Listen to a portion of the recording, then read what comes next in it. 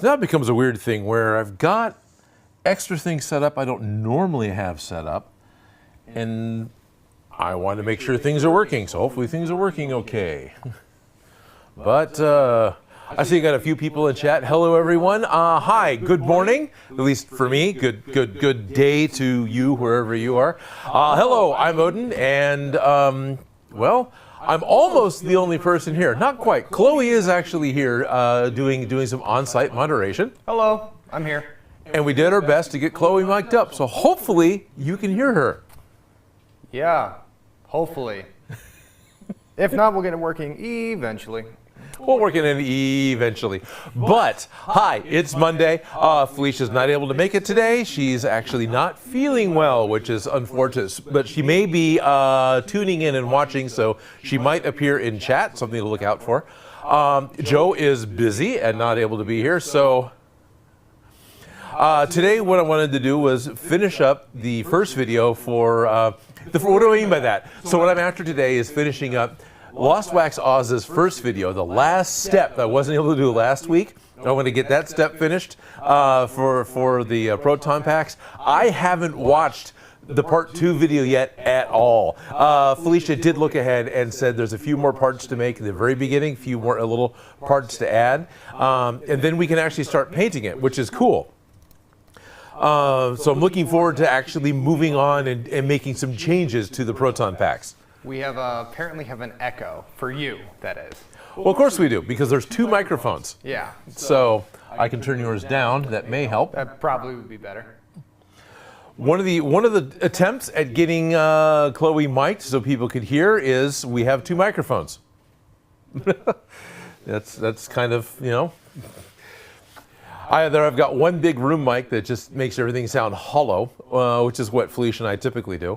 Or we set up 2 different microphones, and in edit you would tune one up or down, or if you had a live sound person, which I do not, they would ride the audio and move the audio up and down depending on what's going on. At any rate, is there an echo now?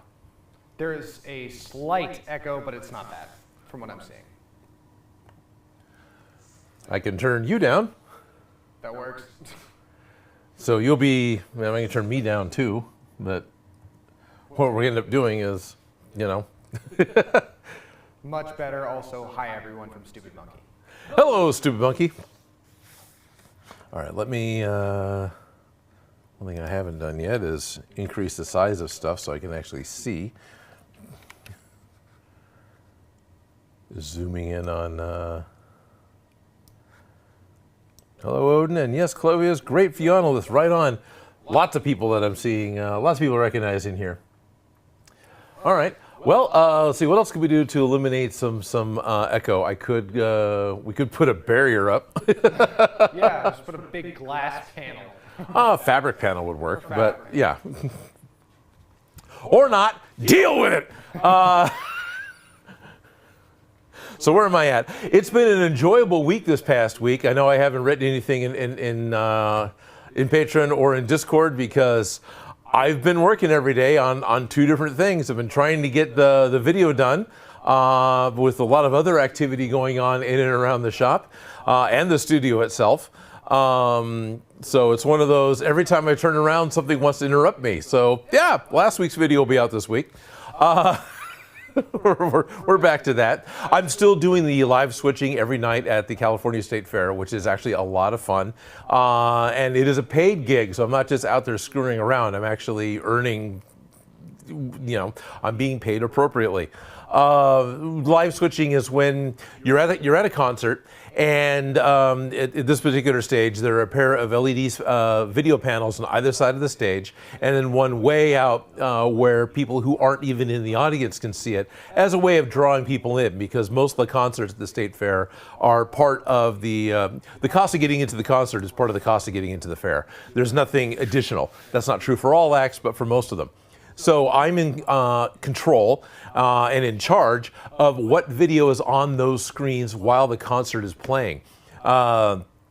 I've got 4 cameras I get to switch between, so it's much like the live stream here, only I'm not trying to be a host. I just get to wear the clear comm, the over-the-head thing with the microphone. I get to talk to the one camera guy we got who's actually in the audience. So he's got or she, depending on who shows up on the day, has got the good angle, has got the best typically, as well as it's a living camera, right? They're able to follow whoever's on stage around and see stuff. Because the other 3 I have are very similar to what I've got set up here. They're static cameras, but they are robot cameras, so I've got a joystick control.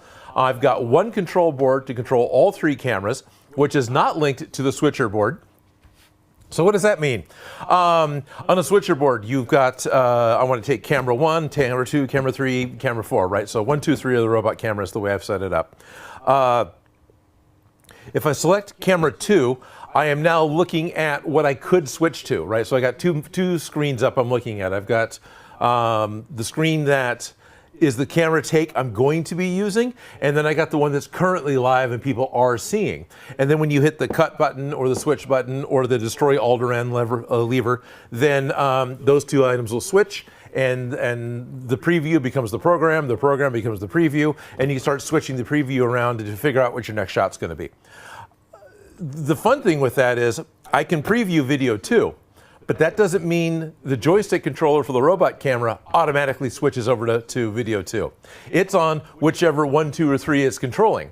So if I have video 1 live and I forget to switch over to camera 2 control and I grab the joystick, now I'm moving the camera live, and that happens every single night. Oh well, it's a live event. They're not being recorded. Whatever, but it's one of those things that I'm not supposed to do that. So the back of my brain is like, you're not supposed to do that, unless you want to do it intentionally, and then there's a difference, right? But I'm getting texts. I'm getting messages this morning now coming from friends who are trying to secure me a place at Silicon. This came up before. I was talking to someone else about getting a table space, actually being in a booth and having a presence as opposed to just showing up like we did last year, to Adam Savage's Silicon, which is going to be happening in San Jose the last weekend of August. It's a 2-day convention this year, and there's a possibility that I will be one of the featured cosplay makers or guests that actually have a booth and a presence there. And I'm all for that. I know SKS Props is going again. I don't know if Bill Durant's going again or not. I don't know if Beverly Downen is going to be there or not. I haven't been looking at the lineup. But some of those people have been texting me this morning to make sure that I've been talked to about going. And I've been telling them, yeah, I'm happy to go. So hopefully I'll be able to Silicon. Other con news, I will be in Chicago. I think I said this 100% last stream. I'll say it again this one. On the 5th, 6th, and 7th of August, so the first weekend in August, I will be in Chicago at C2E2, the Comics and Collectibles Entertainment Expo. I think that's what that stands for. Which is a huge convention from what I understand. And I'm going to be there in the Ryobi, or Ryobi. Hopefully they'll finally let me know the right way to pronounce it. They're actually going to have a booth set up showing off all their makers' tools, and they want me to come out as a demonstrator and work with their stuff and talk to people. So I'm going to be in their booth all 3 days for 6 hours a day, broken up. The con's longer, but I'm scheduled to be active for, like, I think 3 2-hour shifts. Sounds good to me. And then ReadPop is right next door, and they're doing interviews and streams, and apparently, streaming, whatever. Apparently, they're excited that I'm going to be there because I've worked with ReadPop before. So I'm sure I'm going to be appearing with ReadPop all 3 days as well. So that's the first weekend in August. Last weekend in August is Silicon, and then the first weekend in September is SAC Anime, which will be right here in Sacramento, and I've got a standing invitation to just show up, Odin. Don't confirm anything. Just show up. Here's your spot. And so that's what I'll be doing. I'll be showing up Thursday night during setup, saying hi to Scott, and going upstairs and setting up right across from the main entrance to the main stage, where I'll have my large booth that you've seen on a couple of videos now, and my cosplay first aid setup. And during that time, Felicia will probably drop by for a day. Ellis will probably drop by for a day. You'll probably get to meet Chloe. And then Victoria and Reese will be there again. Dillsbury, the dwarf, will probably be there again. Jerry from will probably come up. There's going to be a slew of people that I work with and know who will be coming and going out of that booth all weekend. So hopefully we'll see you if you're in the area. Now I'm seeing Chloe pop up in the side. I wonder if she's got something to tell me. I do. So Dan does junk on your comment about what you're doing at the fair. Says it sounds like 5 Nights at Freddy's with all the cameras. Kind of, yeah.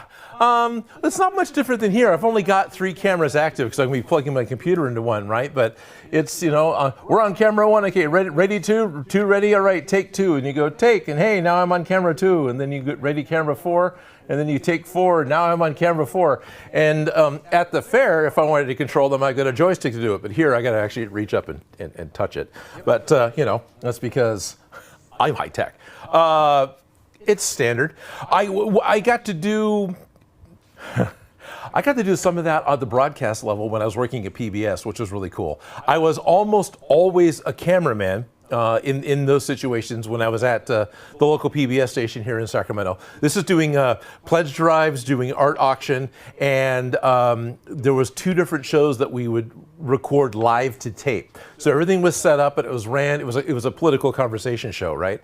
And it was ran as if we were broadcasting live, but we actually recorded everything to tape because it was just an easier way to do it instead of trying to make if that makes any sense. And instead of trying to make it a conceptual video with a script, it's a conversation with local political people about local political topics. And so it was a round table, black void conversation, and away we go. And we would shoot 3 of those a day usually, and then they would come out. That would cover us for the month, right? So once a month we would shoot 3, and we'd have 3 new episodes in the month and one repeat, and then moving on.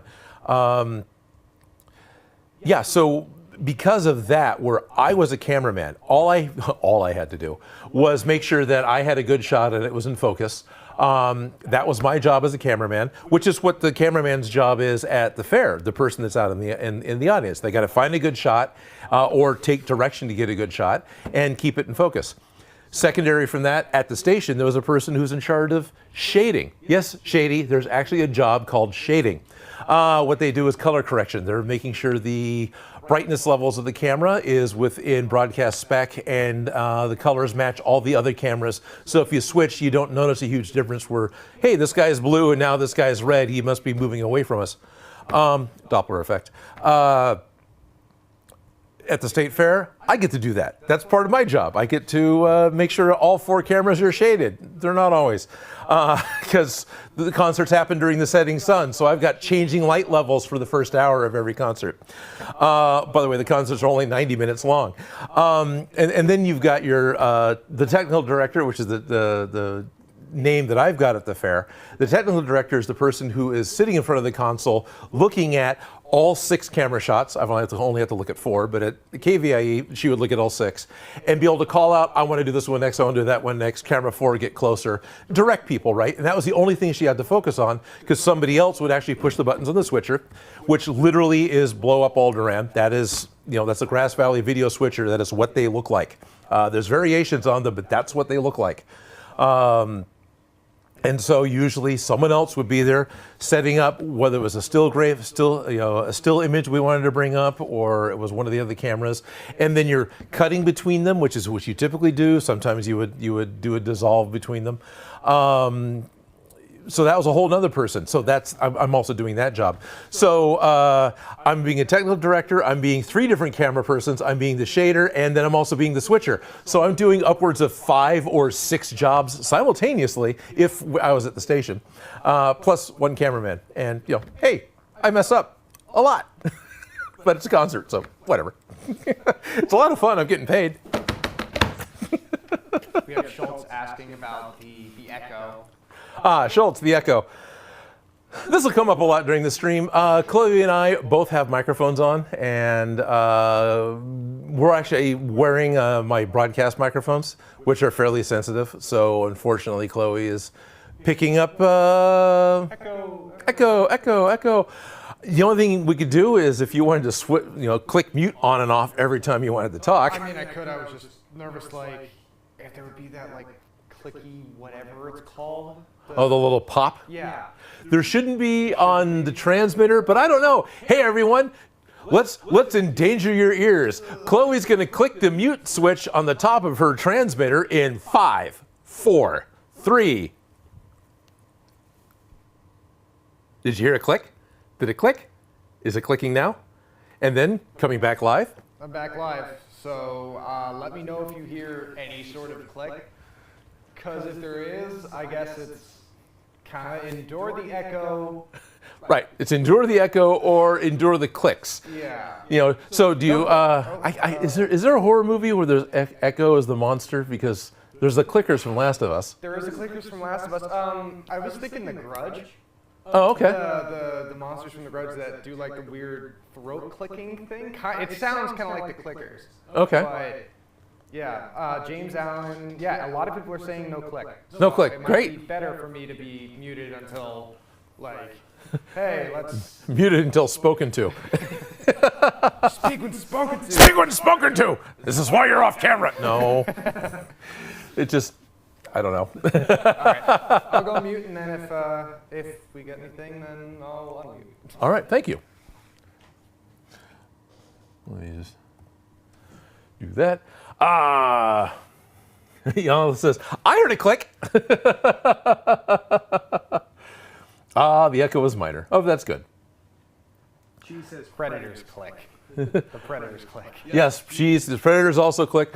All right, so we're going to name off all the different horror movie monsters that click now. We can do that. God, which villain or antagonist was a psychiatrist who would just click their pen? I swear there was somebody that's coming to mind, just one of those clicking pens. They would just click it. That was like the thing that they did to make everyone annoying. Good. Shady says it's all fine on his end. So if it's good with Shady, it's good to everyone, right? No, it's all good. Hey, Shady. Okay.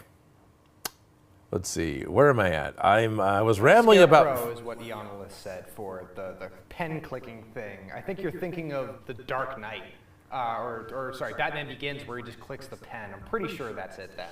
All right. I think. And then Eonolis says y'all need to get your hearing checked because they heard a click. Yes, we do. Not only am I working concerts every single night wearing a ClearComm system where when I want to talk to the cameraman, it's not a big deal because I've actually got noise canceling on the machine on my end. However, they're out there in the blast of the speakers. So guess what happens when the cameraman wants to talk back to me? Yeah, okay, great. Thanks, Jesse. It's not quite that bad. We got it fixed, but that's where it started. Yeah, so I got years of concerts. I got years of power tools. I don't remember wearing a lot of hearing protection when I was playing with guns with my dad because he was big on hunting and just range shooting and whatnot. So I've had some gun training and whatnot, and I've got tinnitus. I've got a constant in my ears. Same here, I have it mild. Don't recommend. 0 out of 10. Don't recommend. Don't look for that. That's not fun. It's bad. It's real bad. Yeah, because it never goes away. And whatever frequency that your tinnitus is ringing away at is basically the frequency you can no longer hear.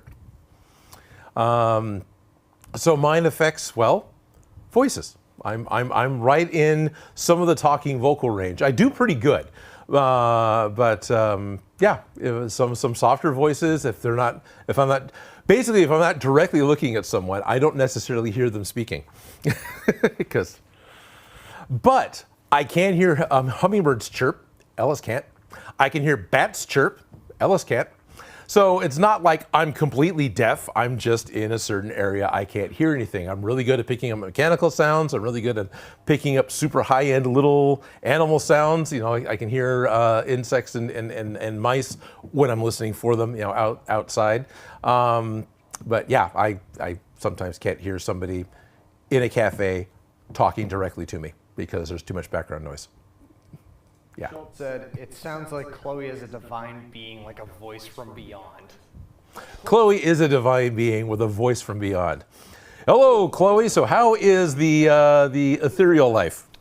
It's decent on the left side and the astral plane of your shop. So it's pretty good. It's definitely a benign experience. Benign, is that the word? I don't know. Benign is non-threatening. Yeah, so I guess technically would be the word. Except for the band saws and the amount of power tools that surround me. Yeah, but they're all off. They're We're all not in the Maximum Overdrive universe. You're safe. Which Maximum Overdrive, if you read the book, which was called Trucks, it was a short story by Stephen King in, was it Night Shift or Skeleton Crew? When the comment went by, it only affected large trucks. The whole thing was the large overhaul, you know, the tractors, the semi trucks. Those came to life and started getting really angry with people and decided that they were the dominant life form. And I think some smaller pickup trucks and smaller things you could still call trucks also miraculously came to life and were driving around and being angry. In the movie Maximum Overdrive, directed by Stephen King, everything that was electronic or motorized or whatever came to life. So there's actually a shot of like a toy car that choked a German Shepherd to death somehow. You don't see it happening, you just saw it after it was, yeah. I think I prefer the more specific versus anything, especially since some of the things in the movie that started moving had no motor. They just, how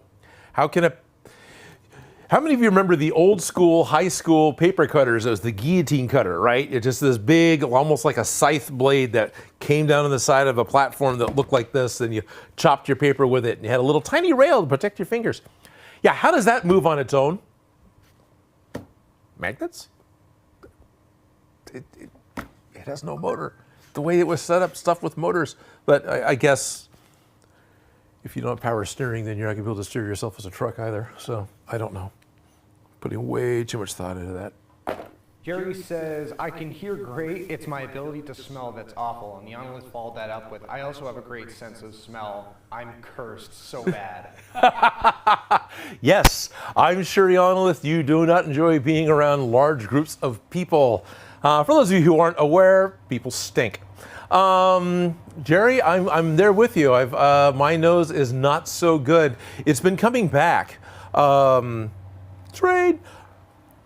There was a point in time when, as a young man, I was working at a fast food place, had no idea how to clean anything because it wasn't something I was ever taught as a kid. And so, Odin mop the floors. Sure. How do I do that? What do I do to you? What do I use to do that? And of course, the smart Alex, who all know what's right and what's wrong to use, is like, oh, it's ammonia and bleach and hot water. It'd be great. Okay. And so I went and did that. Yeah. Ammonia chloride right in the face. It makes an awesome white flume cloud. It really does. And it stinks. Horrible. Yeah. Chloe's saying that's horrible. I lost my sense of smell for a decade. I don't know if it was directly from that or other things, but for the longest time, this is I'm in my 20s and everyone's excited about, hey, smell this cologne, smell this perfume. It's like, I can smell the base oil. It all smells like Avon. I couldn't smell flowers. It's coming back now. It's taken a little while. And mixing ammonia and bleach, by the way, is I don't think that's mustard gas. I think that's something slightly different. There's a lot of people who say it's mustard gas, but it's not mustard gas. Yeah, it's not actually mustard gas, but it is a form of chemical warfare, and it will kill you. So do not do that. The people that were telling me that were just being jerks and or sarcastically funny, but I was young and an idiot or didn't know any better. So not quite the same as being an idiot. And was doing as I was told. Yeah, don't breathe that. So what you're saying is you can't smell tacos. Um, Strict is going to be mad, Odin. Yeah, Strict is going to be pissed if I tell him that I can't smell. I can smell tacos. All right, good. Good news is I can smell tacos. I think I was able to. I can smell a lot of stuff anymore. I'm doing way better than I used to as far as smelling stuff. I'm able to smell flowers again. I'm able to smell a difference in perfume. Not everything smells like Avon. So it's been coming back, but no, I can smell tacos. I can tell what tacos are cooking. I can pretty much tell which restaurant I've walked into. Aside from paying attention on the outside, I have a smell related to which one I've gone into. So no, my ability to enjoy the aroma of tacos has come back. Oh, Stephen Mills, evening everyone. Yeah, Jerry can, exactly. It's hard to control your body odor if you're in full heavy cosplay, walking around a con all day with no air conditioning.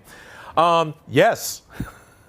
And unfortunately, going back to Star Trek conventions when there was also, instead of being an overall con, it was a Star Trek convention. It was all about a particular show, or they had also like mix in X-Files or Beauty and the Beast or different things. So many of the people that would go to those cons thought that, well, I don't have to actually bathe. I'll just put some patchouli oil on and that'll be fine. Patchouli oil is not hygiene. Patchouli oil is what skunk ore from He-Man smelled like. Yeah, no. Oh, Dan is sensitive for something. Yeah, during the point in time when my nose was bad, I could smell a skunk minutes before anyone else did. That was a scent I could pick up on. Yep. Dog farts, skunks, oh, nail those before anyone else could smell them. Yeah. What a superpower. Good news is skunks don't strike me as stink anymore. It's just an identifiable smell. And sometimes it's a little overpowering, but it's not like, oh my gosh. It's just like, oh, it's a skunk. Stephen Mills says, ooh, Odin has a new laser toy. I do have a new laser toy. Are you trying to get me back on track, Stephen? I appreciate that. Yes, I've got the 2 trees laser. It is a 5-watt laser. This is a rotary cutting laser. And I wanted to use this today to cut out the new number 43 and 44. I'll have to look what the numbers were again. Basically, there's all those pieces that I had cut out by hand. From 6mm foam, but I need to cut them out of 2mm foam. So I'll be able to do that instead. But I need to set up my computer and do that and actually draw the shapes that I need in Lightburn and then cut them out. And it should hopefully work out okay. It may take more than one try. I've got What the Foam, 2mm What the Foam loaded inside. One of the nice things about this particular laser is it has a housing. This is the only one that I've got that's got a housing where it's protected. It has a much smaller cut area because is protected, but it's protected. It also has active venting out the back, so it's noisy. But I've got some 2mm What the Foam that I'm gonna be able to cut those circles out of so I can more accurately emulate Chris's Lost Wax Oz build. And yeah, I need to get that set up. Yeah, deodorant, emergency deodorant, exactly. Dan does junk. The colors of this laser cutter are very Transformers-ish and Ice Planet. Pretty much. They're not quite fluorescent enough for Ice Planet, but it is orange and blue. And yeah, I like Ice Planet. We need to put a Decepticon logo on the laser cutter. Okay. It kind of looks like Soundwave, but if Soundwave was a laser cutter. Lightwave? Lightwave. Wait, no, that's a brand name. I like it. I'm gonna get my computer. So the 2 things I need to do is set up Mr. Computer so I can actually make the parts that I need to make. Drop stuff. I should have enough battery power to survive this process, but I guess I can also plug it in. And my plan was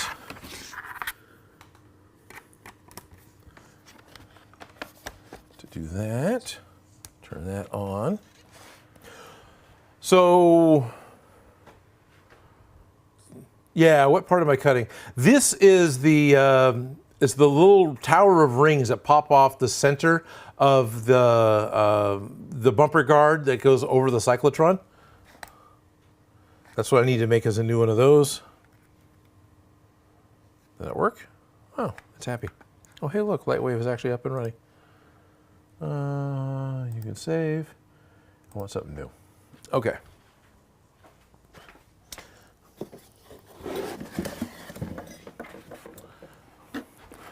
So on the Proton Pack, there's the bumper bar that goes here.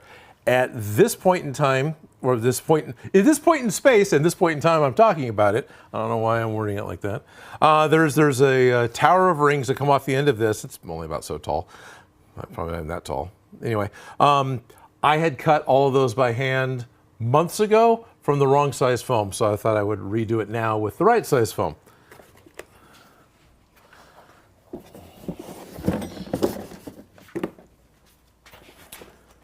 But before I get into doing that, I want to make sure I'm doing the right size circles.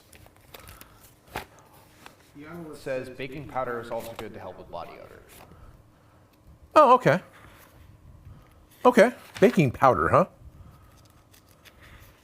You know, I just kind of prefer bathing, generally speaking. But I suppose if you are in an emergency, not emergency, but you know, you need to, that's cool.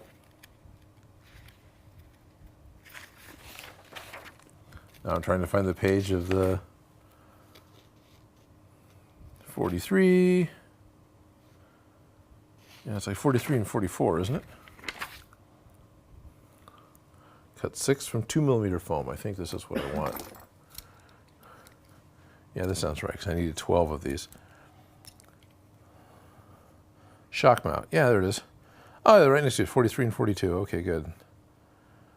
So part 43 appears to be inches. How about millimeters? There we are. 29 millimeters, 28 millimeters. Let's call that 28 millimeters in diameter. And part 42 is going to be 30, 28 and 36. Okay. Oh yeah, that's right. This computer doesn't let me have display settings. I don't want to extend my desktop. So, Ionolith shared their G1 Shockwave Moglin in the Monday live stream chat. It's really cool. It's like a cartoon character. Okay. It's awesome.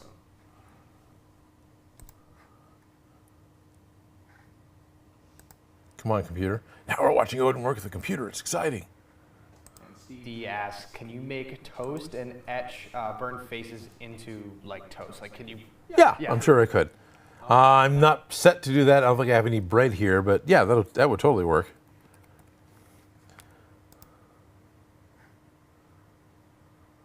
No, I don't care about restoring. I just want Discord to come up.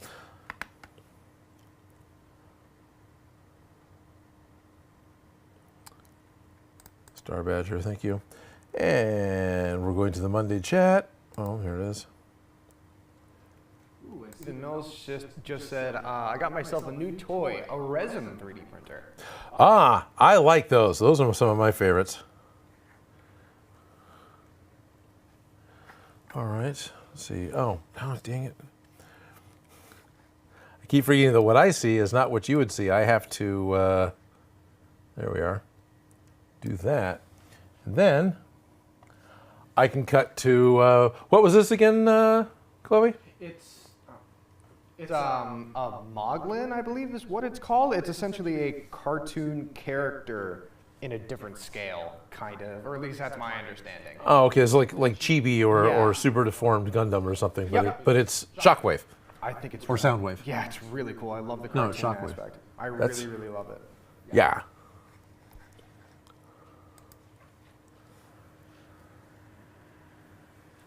Oh, hey, fade to black. Perfect, Odin. This is why they pay me the little bucks. Oh, turn black off. There's the button I wanted. That's what I get for having like my water in the way where I can't see the buttons that my glasses are off. Odin exists. Odin exists. Hello. What an exciting effing stream. Alrighty. Let me go full size on 3 here And I'm going to cut. So what I want to do,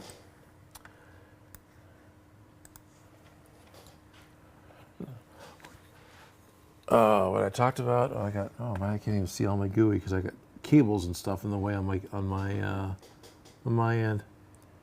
Yeah, this isn't going to work. You know, I wanted to show my desktop for the fun of it. There's a circle. I make my circle, and I want to make this 36 by 36. And then I want to duplicate it, or not, which is the... So what we're looking at here is the program Lightburn. This is the different programs for playing with the laser cutters. This one's definitely my favorite that I've played with. All I've really done is this and a tiny bit of Gerbil. I loaded up Gerbil once, just long enough to give it a shot and realized, nope, I want the other one back. So I need to cut out a series of these guys. I need to make 6 of these smaller ones. These are 28 millimeter, or at least will be when I bother to get around to cutting them out. And then I'll need to cut out 7 of these per Proton Pack. So that's what I'm going to be doing kind of next here.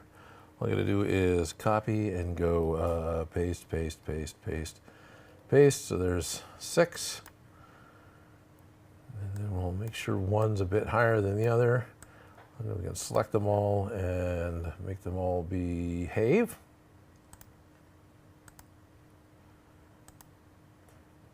Then vertical spaced, there we are. Make it look like phases of the moon, right? Got the larger one, we go 1, 2, 3, 4, 5, 6, and well, I guess 7.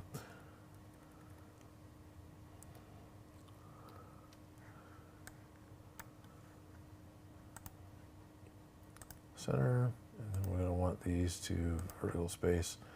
There we are. No, that's not what I wanted. I wanted you to move. There we are. Moving is better. Like that. And that's what I need for one. Then we copy and paste in theory. If I counted right. If I have everything set right, this should... cut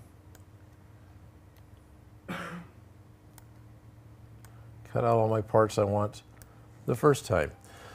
So at this point, I just need to set up the laser machine.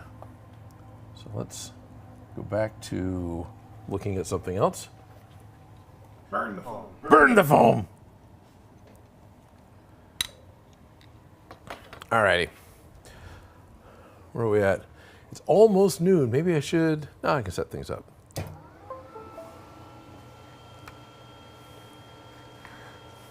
It's so quiet. Hardly. Jerry Can't Cosplay asks, are you using what the foam? I am using What the Foam. I will be cutting What the Foam for my... Okay. There's that. So cut, do that again. So hey, there's the laser, at least. Schultz says, where did Odin go? There's just a guy with glasses. I like that. That's great. How come there's my mouse? Yeah, I know what I'm doing. I know what I'm doing. See? I know what I'm doing. I'm a professional. I'm a professional.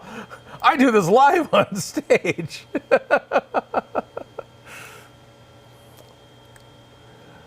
Alrighty. So I want to make sure that I've got the correct machine selected. So I got Sculpt Foam, but I want to be 2 trees, which is that guy. And it's going to be on, oh, it made noise. I think it's happy. I'm not shooting it. Oh, it's louder on the inside. So if I hit frame, I can't read that from here. So we'll say no. Because I am seeing that that guy needs to move. And this guy needs to move. And I'll be cutting out more than one sequence of it. So all I'm doing here is measuring out the theoretical space I'm going to be cutting on. I didn't think that guy was going to be here.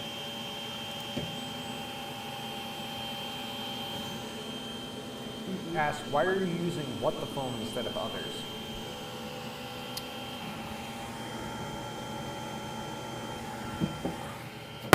All right, so I got a question from who? It was from Steve D, who asked, why are you using what the foam instead of others? I am using what the foam partly because this is what Chris was using in Lost Wax Oz, so it looks just like his. What the foam is a denser foam, so it's a little tougher. It's a little hardier as far as foams go. And is there any other particular reason? Well, I know it lasers really well. The lighter a material is, the lighter that something is, that you're hitting with the diode laser, the less likely it is to successfully cut. And the red foam seems to work really well. Black foam works really well. Translucent foam, clear acrylic, diode lasers can't cut at all. You have to have a CO2 laser for that. And I do not have a CO2 laser. So we can go ahead and, I should put my glasses on again and make sure that I've got my cut set right. What am I looking at here? Well, that's way too fast. So we're gonna go, I think I've got, boy, I can't, it's just far enough away I can't read it. I want,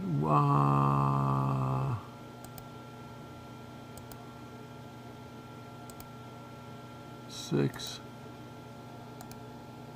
This will be fine.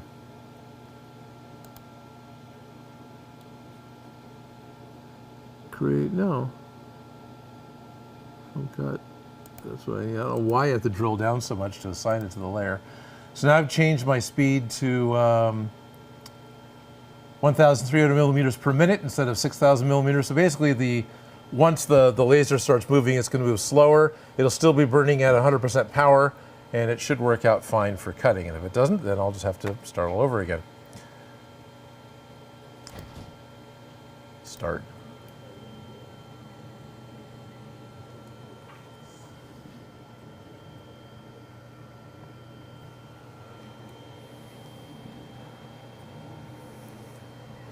I like how I had it set up where I wanted it, and it kept moving around and pretty much telling me it was going to be in a different spot. All right, I'll still get pieces that I can use. But hey, while this is running, it's noon. And Chloe, isn't that a lovely smell?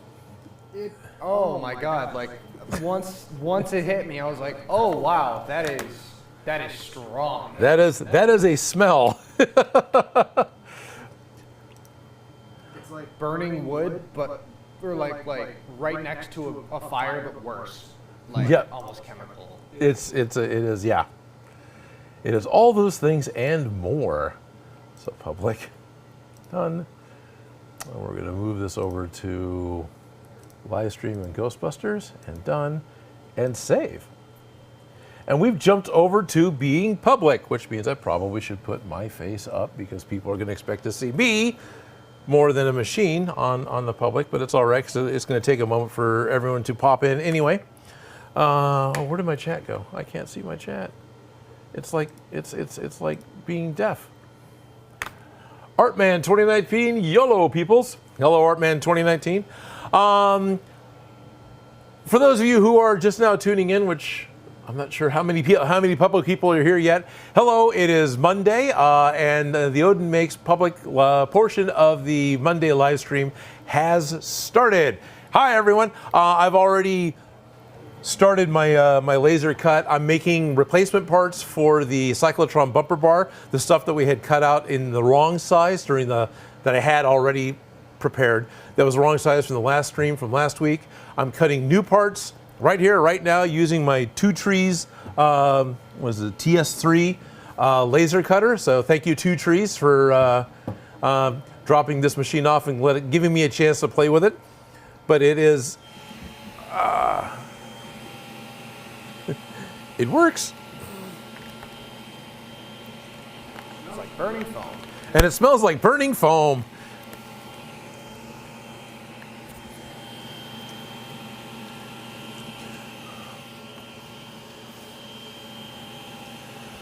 So let me grab another piece of What the Foam, which I had one set aside. I'll just cut out a bunch more circles because who cares?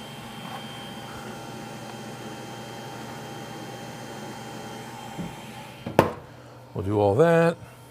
Artman says, or Guard says, I'm sure that smells lovely. Oh, it's delightful.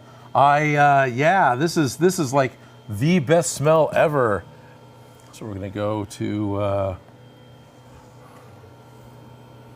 Does Junk says, holy what the foam, Odin? Holy what the foam, exactly.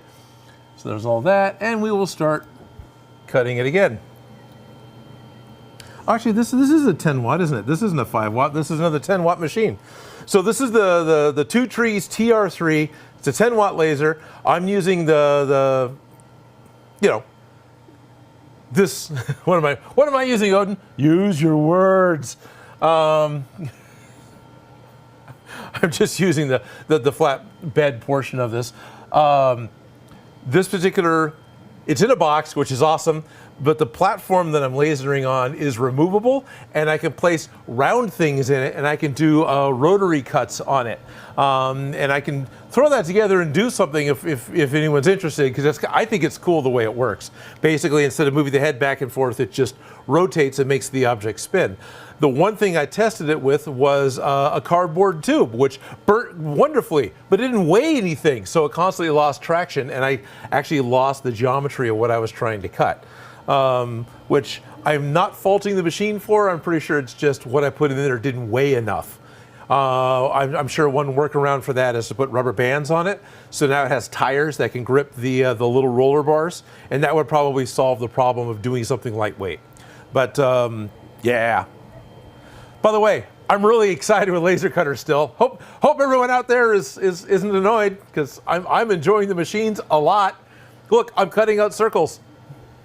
This is me working. Speaking of which, Speaking of which, hey Odin, do your job. Dan Does Junk and Steve D have a question. So Dan Does Junk asks, at least it seals as it cuts, or at least, sorry, says at least it seals while it cuts, which is good, even though it doesn't, help the smell. Right. Well, no, it does seal while it cuts. It's got the enclosure. This is the only machine I've got that's got a full enclosure.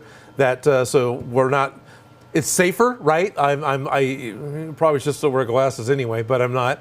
And it does have an active venting thing out the back, which, if it was hooked up properly, we wouldn't smell. But instead, look at that. See this right here? Can you see the smoke coming out of it? Well, it just stopped, so the smoke stopped. Yeah, that's chemical death. No, this needs to be hooked up to a proper venting system, which I have on the far side of the shop. I just don't quite have enough snuffleupagus hose to get over there from here, so it's over there, and we're just going to pretend like you can't see it, so it doesn't exist, right? No, in this shop, absolutely not. We're not breathing in harmful chemicals. No. Not even a little bit. Yanowith asks, how much is a laser cutter? The laser cutters vary. I don't remember how much. They're all like 500 or less. I think some of the other ones that I've got are as low as $299. This one I think is more like 5 or 6. I'm not remembering. But the fact that it's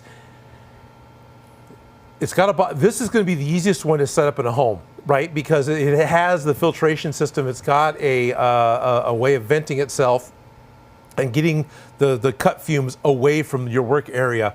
And you've got the cover that closes, so this is going to be way safer to use around other people, young people, and pets, because they're not. They'll look at the light. You don't want them to look at the light. It's the laser is actually a almost ultraviolet laser. It's 405 nanometer. And so that is, and at the level that the amount of brightness it spits out, that's like looking at welding. It's the same type of idea where it will actually damage eyes. And then depending on what you're hitting, you can get reflections or refractions off of that are dangerous. So I do like this a lot because of the housing and because it keeps it safe.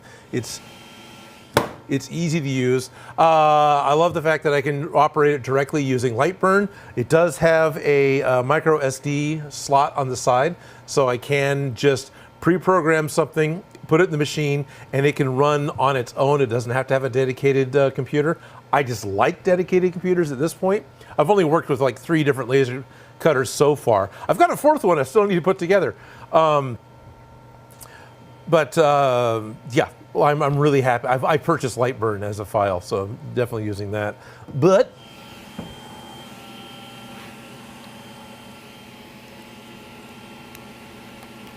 I feel like I'm playing Connect 4. Artman 2019 actually, ironically enough, has a question for me, if you don't mind me answering it. No, you go right ahead and answer that. So it says, hey Chloe/Raven, how are you liking the humidity of California weather? It's not super humid here. It's a more dry heat, and I prefer it over the 80 degrees and humid in Massachusetts. So I quite like it. That's pretty much it.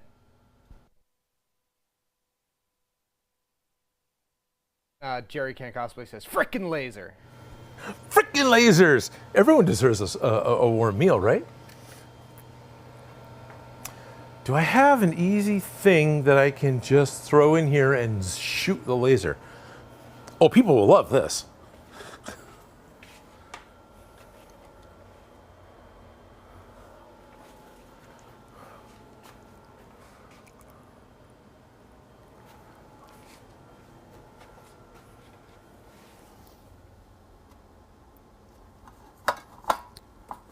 Davis says, hello Odin and the crew, what's going on? Davis, Odin is currently going to grab something outside of frame. Yes, sorry, something outside of frame, grabbing something round, something that would be ideal to shoot with a laser. So let's see, just turn this off because it's noisy. If I can remember how to do this.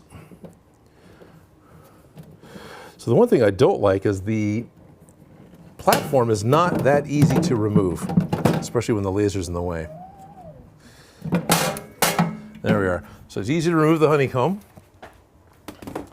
And then inside, it's all nice and dark. So Schultz says, Chloe, Raven is so close to the Danish word. I don't know how to say this. It's R and it's like the A and E combined, V-E-N, which means fox. So your alias is close to being Fox Fox.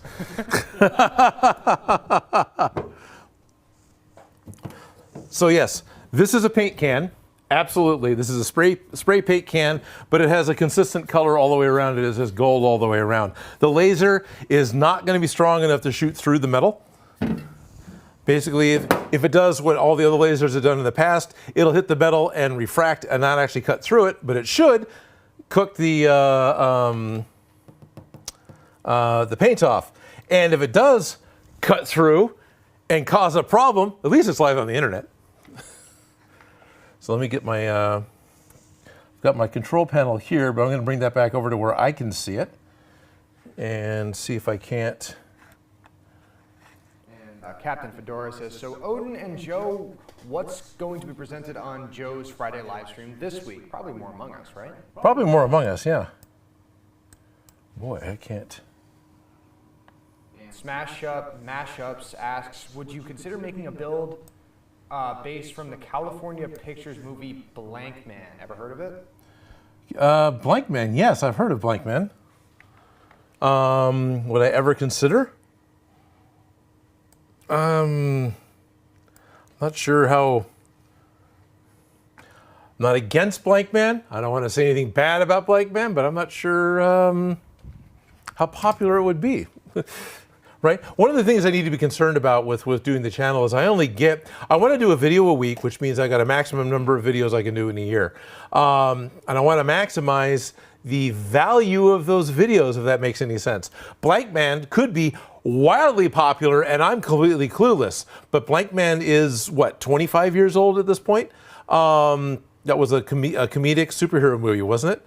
Maybe it's 20 years old at this point, somewhere in that area.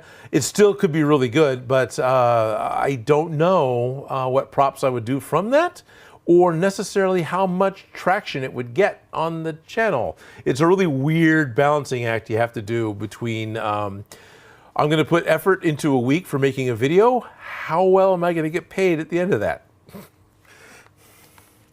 That makes sense? Does that sound too greedy? Is that too adult? And Dan Does Junk says, be careful, don't want it to be in this was how Odin makes. As Bernie Davis says, blow up the can with a freaking laser. With a freaking laser! It's going to be great fun. So there, I'll save that. All right, now I want to open up something else.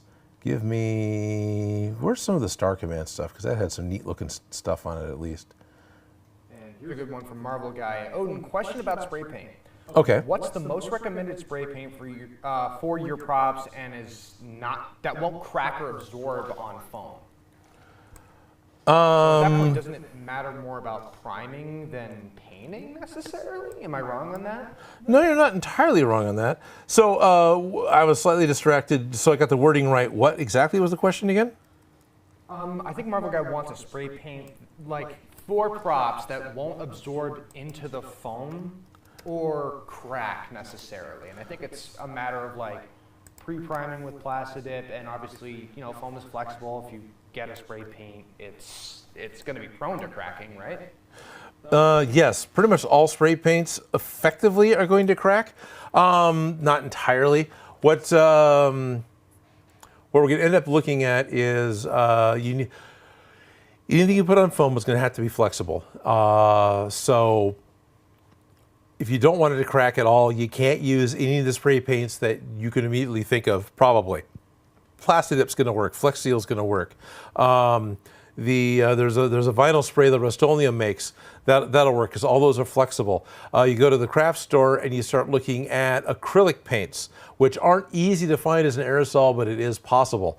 And a lot of those should be okay, but it depends on how hard they set up. Most spray paints are lacquers, and that way you can clean them up with acetone.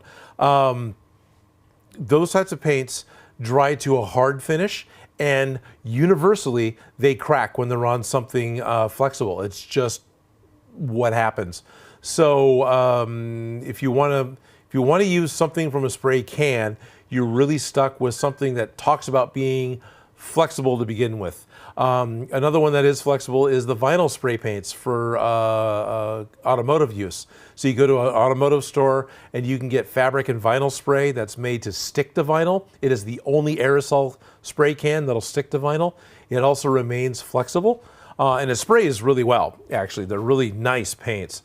That will flex on foam, but overall, I still prefer Plastidip or Flex Seal as a sealant on top of the foam because that seems to bond really well. And then you get a smooth surface that brush-on acrylics stick to really well. Plat-Effects paints, I'm going outside of the question.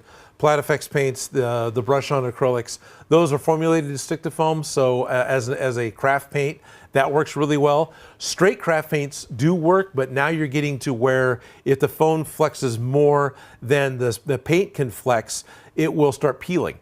It won't necessarily crack, but it'll peel and crack because it's moving more than it's able to. It's a weird thing trying to get stuff painted. It really is. It's not as bad as painting latex rubber, but it's really weird.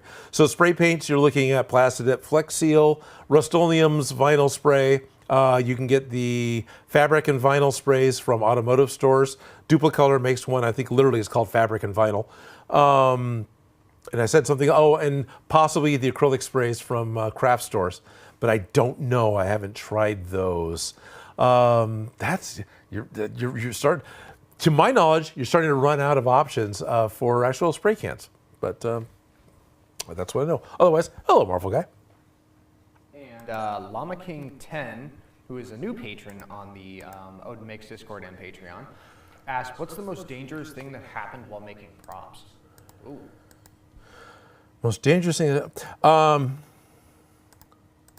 not watching my fingers and almost putting my hand into a table saw. Thankfully, I haven't actually hurt myself yet doing anything like that. Let's see, what's the most dangerous thing that's happened? Yeah, I'm not sure. If there's anything specifically, I mean, it's a good question.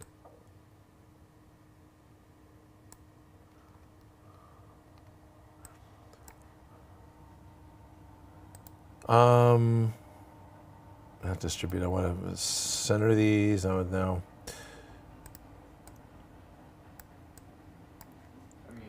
I know the question wasn't directed at me, but I cut my thumb open. Yeah. A number of times.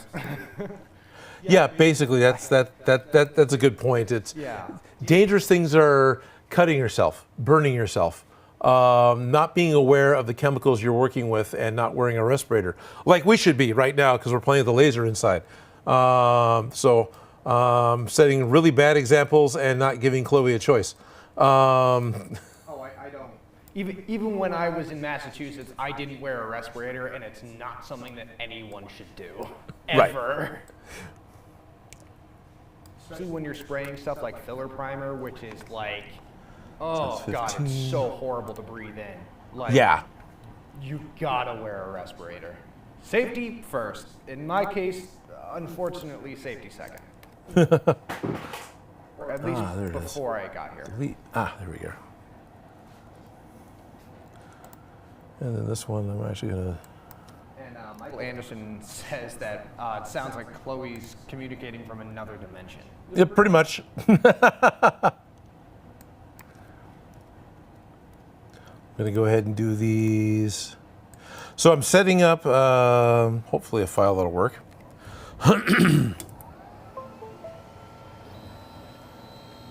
There we are.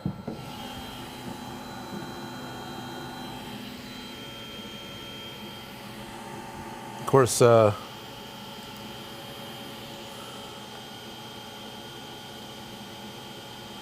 okay. 10Y, no. Let's make sure this is from current position. So, I'm receiving word that you have received a message from our good friend Shop Grandma. Oh, did I?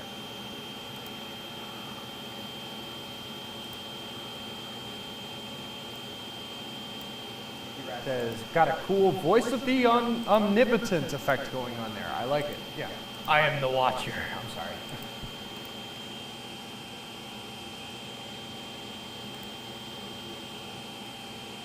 That's what I am. I'm just the I'm the Watcher, the Uatu of Odin Makes now.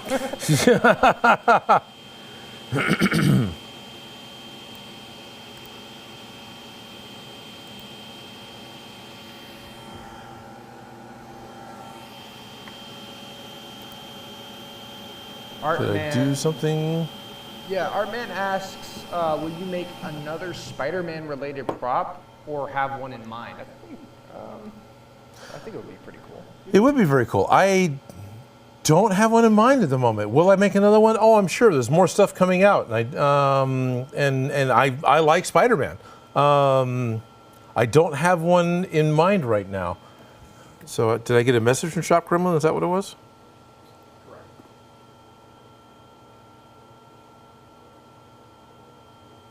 Ah, good. So I'm getting third party. During the non-public portion of the live stream, which happens from 11:15 a.m. to noon a.m. my time here in California, so you want to adjust where you are, I do a patron-only portion of the podcast of the live stream. And one of the things I was talking about at that time was that I could be going to Silicon this year. Adam Savage's Silicon. This is the con that Joe and I went to last year, where he competed wearing the Gundam suit. I am now getting told that one of my friends from SKS Props was saying that he was talking with the Silicon people this morning, and they said that I am on the list. So just wanting to make sure that I was going to be there with them. So apparently I am on the guest list. I will, Bill Waters has, I guess, gotten me a table. This is all confirmation for me, right? Live confirmation. I should be having a table presence with SKS Props. I don't know if Bill Duran's going to make it down again this year or not. I don't know if Beverly Downan's going to be down again. I'm sure Cammie Slice will be there. We're all going to have a table set up in the Silicon for the 2 days. This is going to be the last weekend in August. So the final weekend in August, I will be at the San Jose Convention Center at Silicon with some stuff. And if you're in the area, please drop by and say hi. So that is happening. So officially there. Oh, and the other thing that I mentioned, that I also mentioned last week to everyone who's currently watching that didn't see the previous part of the stream, I'm going to be in Chicago at C2E2. So I will be there at the Ryobi booth or the Ryobi booth. I'll finally get to ask them in person how they like to have it pronounced and if they care.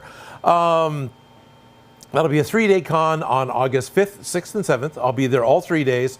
I'll be in the Ryobi booth 6 hours a day. I think I got 3 2-hour shifts during the day, doing live demos, building a helmet, building a shield, building whatever, talking about stuff. And it's all one-on-one demo. This isn't me on stage. Hello, and then you want to buy this thing because it's really cool. It's just come up, work with the tools, get to talk about it, get to show how I use it, doing the things that I do. And I like the idea of it. I just hope there's time to answer everyone's questions. The other fun thing is we are within sight, if not next door, to the Reed Pop booth. Reed Pop is actually one of the people to put on C2E2. I've worked with them on their channel before doing other things like the Fallout suit with Joe and the Black Knight from Monty Python. They're excited I'm going to be there, so I'm sure I will be on Reed Pop's stage talking to them during their live casts as well. So I'm going to be in Chicago the first weekend of August. I'm going to be in San Jose the last weekend of August. And I'm going to be here in Sacramento the first weekend of September at SAC Anime. I've got a standing invitation to just show up, Odin, don't worry about it, at SAC Anime. They will let me set up right across from the entrance to the main stage, where I'll have my booth with my stuff. Mechagodzilla will be there. Gundam will be there because it's local for me. And then we'll also be doing cosplay repair. So 3 cons coming up in August and September. And I've got the guy who runs Stockton Con asking if I'm going to Stockton Con this year, which is the second weekend in August. I've got something else maybe that weekend, so I'm trying to figure out which one's gonna land and gonna happen. So Stockton Con may not happen, but it probably will. Alrighty. We have a super chat. And it's from our good friend Stephen Mills. Odin, have you seen any of the Comic-Con trailers like Wakanda Forever or Sandman? What do you think of the trailers? This is going to be huge. This is going to be huge. It's going to be huge. This is going to be a huge. Yes, I've seen the Wakanda Forever trailer. I've watched the D&D trailer 2 or 3 times. What was the other Marvel trailer that just dropped? The other Marvel trailer that's dropped, I mean, She-Hulk had its second trailer. That's one I watched like 4 times. Yep, and then there was the I Am Groot trailer, which I mean, technically is a series, but we have that, and then there were a couple others, but they haven't been exactly like released online yet. Apparently there was some footage of, oh god, I forget what it is for Phase 5. But right. We also got the full Phase 5 lineup and some of Phase 6. So this is going to be a huge thing for the MCU. Yes.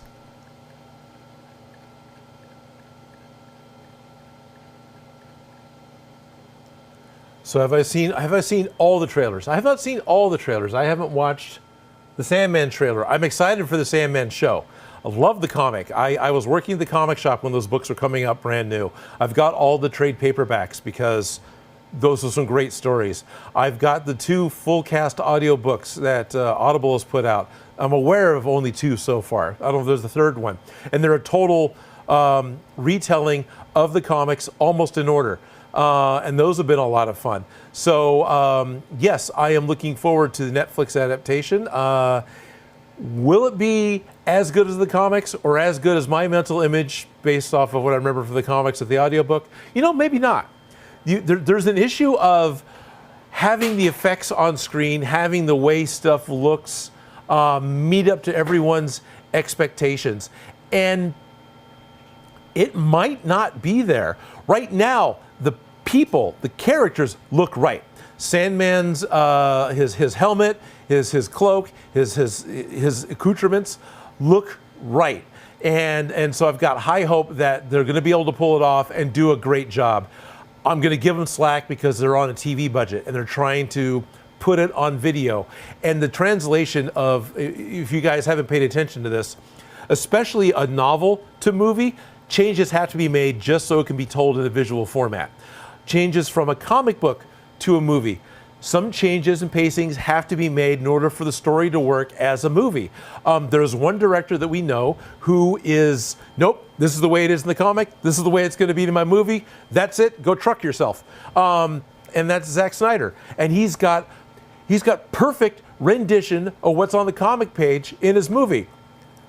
The actors are cardboard cutouts. I don't like, he can't direct actors, right? He does a fine job directing effects. He does a fine job directing sequences, the way things look, where the camera is, matching what the camera is. Could we have anyone else direct the actors and get a performance out of them? Because, wow, not a fan. And he's not the only one. Lucas needs the same thing. Definitely with the prequels, he needed someone else there to overlook the actual story aspect of what was going on, because these guys are into what they're into, and actors are not what they're into.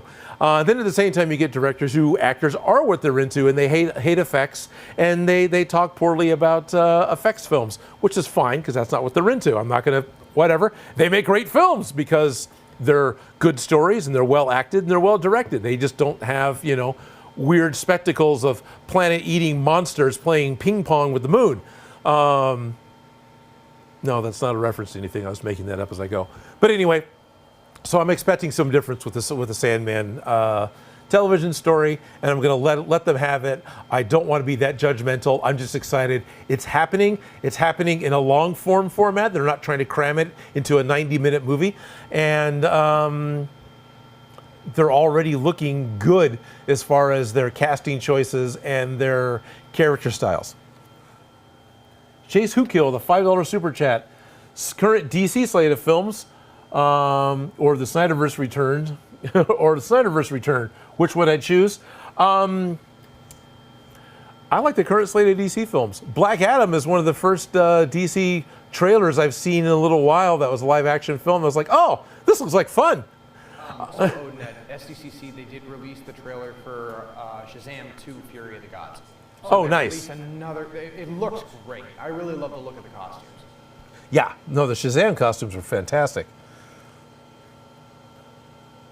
What am I doing wrong?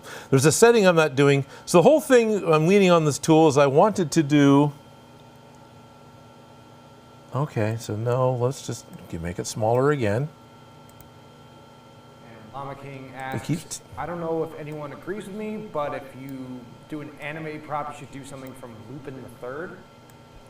Oh, interesting. Lupin the Third is fun.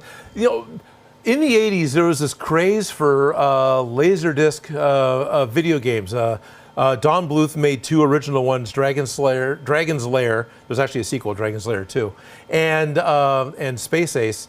And these were animated movies, basically, but they're animated sequences that were then set up with a Laserdisc player, and you had rudimentary controls, up, down, left, right, action button, and you had to make your controls at the right time for when things flashed on screen during the animation, and the movie would just continue, right? So it wasn't a lot of gaming because you were doing these moves that you had to do, but you could memorize them because it wouldn't change. It wasn't graphical. Lupin the Third was one of the movies that another company took that story and tried to make a Laserdisc game out of it. And that was actually the first time I remember doing anything with Lupin the Third, and it had to do with the car chase, was the game part that I was playing. But no, it's a fun anime. All right, I am moments away from giving up on rotary cutting. Because I'm not sure what I did wrong, and I would actually have to look it up. And Spike 2220 says, I can't wait for the new Godzilla vs. Kong. Yes, there's a Godzilla versus Kong 2 coming up. I had no idea, but Yep. I can see them milking the crap out of it. So That's exactly right. I mean, is that not what these movies are? I mean, you don't. Again, you said it perfectly. You don't watch it for the story. You watch it to see big monsters duke it out in a battle to either the death or until one falls on a building. Am I wrong? They tore apart Mechagodzilla. He's a robot. You just put him back together again and reboot him. Yeah, he's got the brain of Ghidorah, but that's also set up as a monster that can regenerate. So, okay. With like Pacific Rim, it's Yeah. you see, it's giant robots fighting giant kaijus. You watch it for that, and you don't watch it for John Boyega. No. That's it. The first Pacific Rim was actually a lot of fun. The first Pacific Rim was a good movie all by itself. Oh, I loved it. It was great. The second one was a dumpster Yeah, fire. the second one was garbage. Yeah, So- it was direct to video that happened to get released to the theaters. Earlier we were talking about safety with so this laser print cutter has venting, right? It actually has active venting, so you can have it run outside of your shop and keep you safe. I don't have enough snuffleupagus hose to get outside of my shop at the moment. So when it is cutting, Chloe and I were still just huffing. smells like vinyl right now because it's a vinyl thing. Yeah, just huffing it. Yeah. It was bad. It was real bad. So Shop Gremlin, who's watching the stream, wanted to chime in with how important safety third is, and wanted to remind me that at one point in time, working on a stage set, Shop Gremlin got their hand sucked into a spindle sander like 3 times on the same set build. So if I'm remembering correctly, and I'm sure Shop Gremlin will correct me, a spindle sander is literally a spinning cylinder that it has your sanding thing on it, and it oscillates and moves up and down so you don't get, and then you can put things up against it to sand it. And so it is literally just a thing sticking out of the table, spinning at high speed. You got a flat table all the way around it, and you're sanding your object. And so, just like on a belt sander, it has a direction it's going. If you're not careful, it'll pull your project and then your hand right through it. And yeah, now you got spindle sander running at the back of your hand or the front of your hand. Hey, Odin. Yeah? Wrong camera. Oh, am I still on that one? Wow! I didn't realize I was still on that camera for so long. Sorry, guys.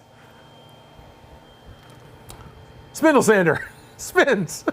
Wow, I totally forgot which camera I was on because I'm a switcher. Sorry about that. I was like, oh yeah, we can see your right hand perfectly. Oh, good. So you saw all shot. that. So anyway, like the belt sander sucks through and it'll tear at the back of your hand. Your first thought is, well, you should wear gloves. Should you? Should you? You have a high-speed thing spinning that will grab cloth. Now you got a glove on and you get hit by a spindle sander. Do you want your hand to get caught up and twisted up inside the spindle sander that's got a lot of speed and torque? Or do you want to just take some skin off your knuckles and be able to pull away? I would never wear gloves around a spindle sander, and I haven't worked with one. But I would still not wear gloves. But I would try to be mindful about where my hands are.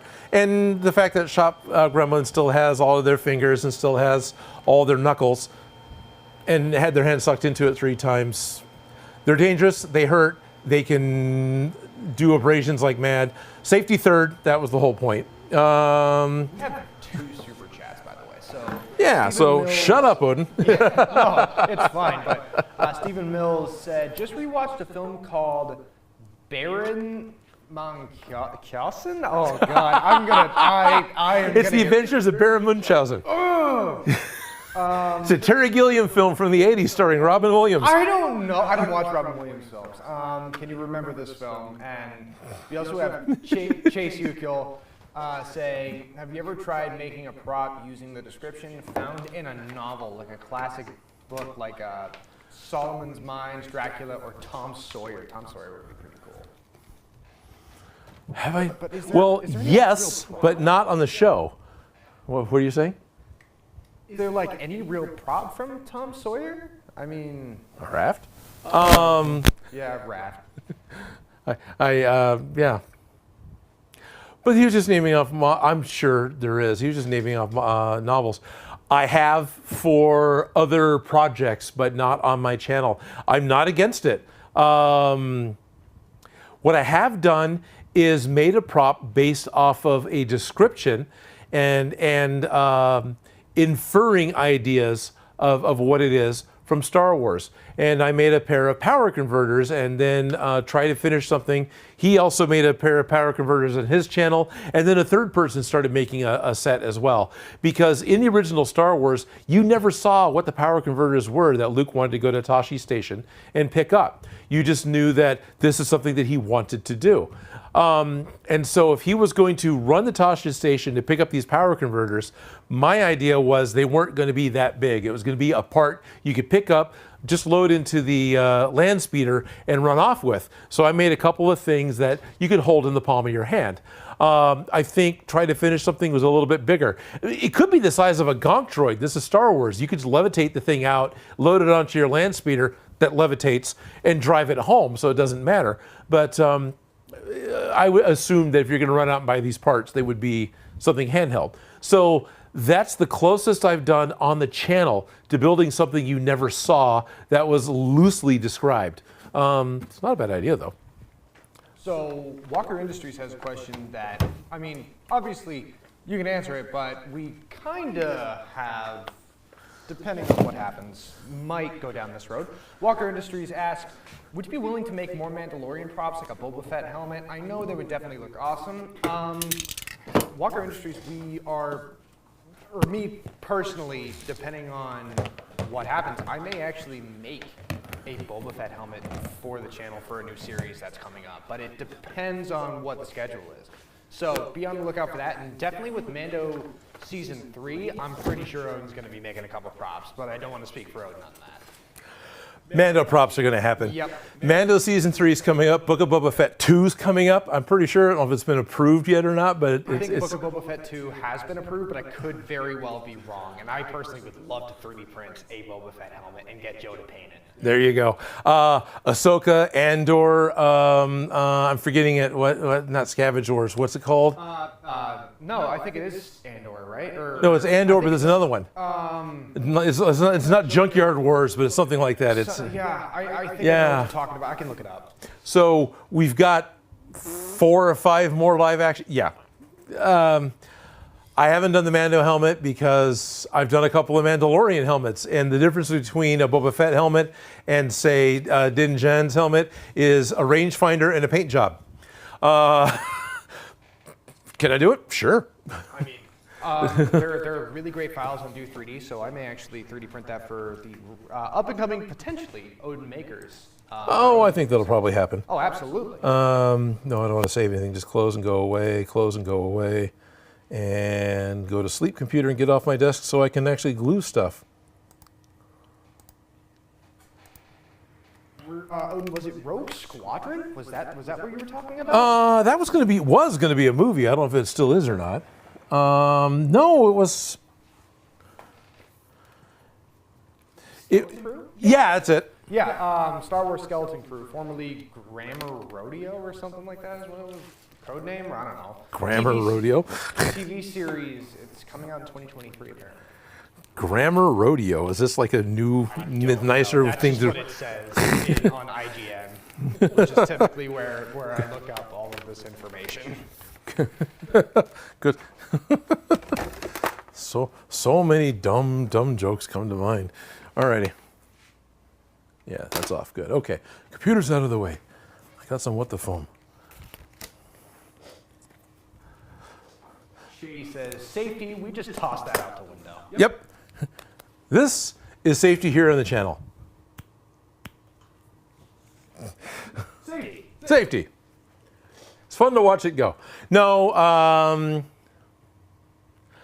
there are definitely things that I do not present well. I do not always do all the safety measures that I should be doing. I apologize. I'm setting a bad example. if I pull out contact cement, I really should put a respirator on. But if I do that, especially during a live stream, you're talking to Darth Vader, sort of. I've gotten kind of lazy with some other things too, and that's all you're doing is walking a tightrope between getting hurt and getting stuff done. So safety is important. I'm sorry, I'm a bad example.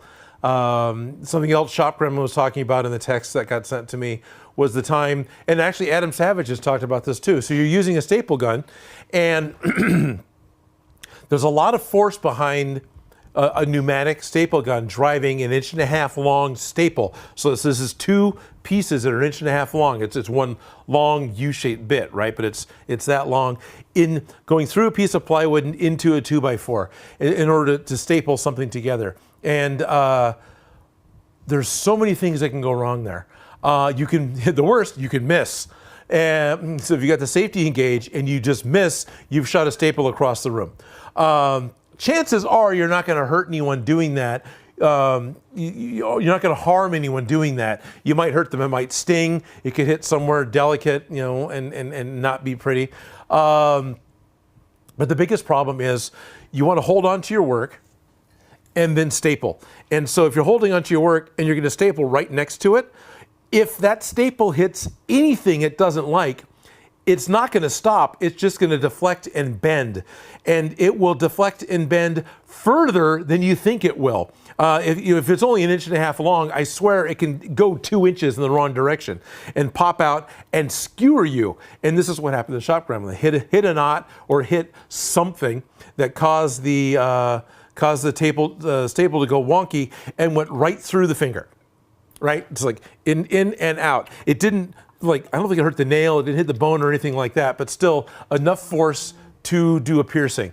So with staple guns, you don't staple next to your hand. You hold something secure and you give yourself twice the distance that the staple is from the staple, and eventually it will pop out. It will do something wonky and weird, and if you've already made the habit to keep your hand clear of where the staple could end up being, you'll go, oh, I'm glad I missed my hand, and that's all that'll happen.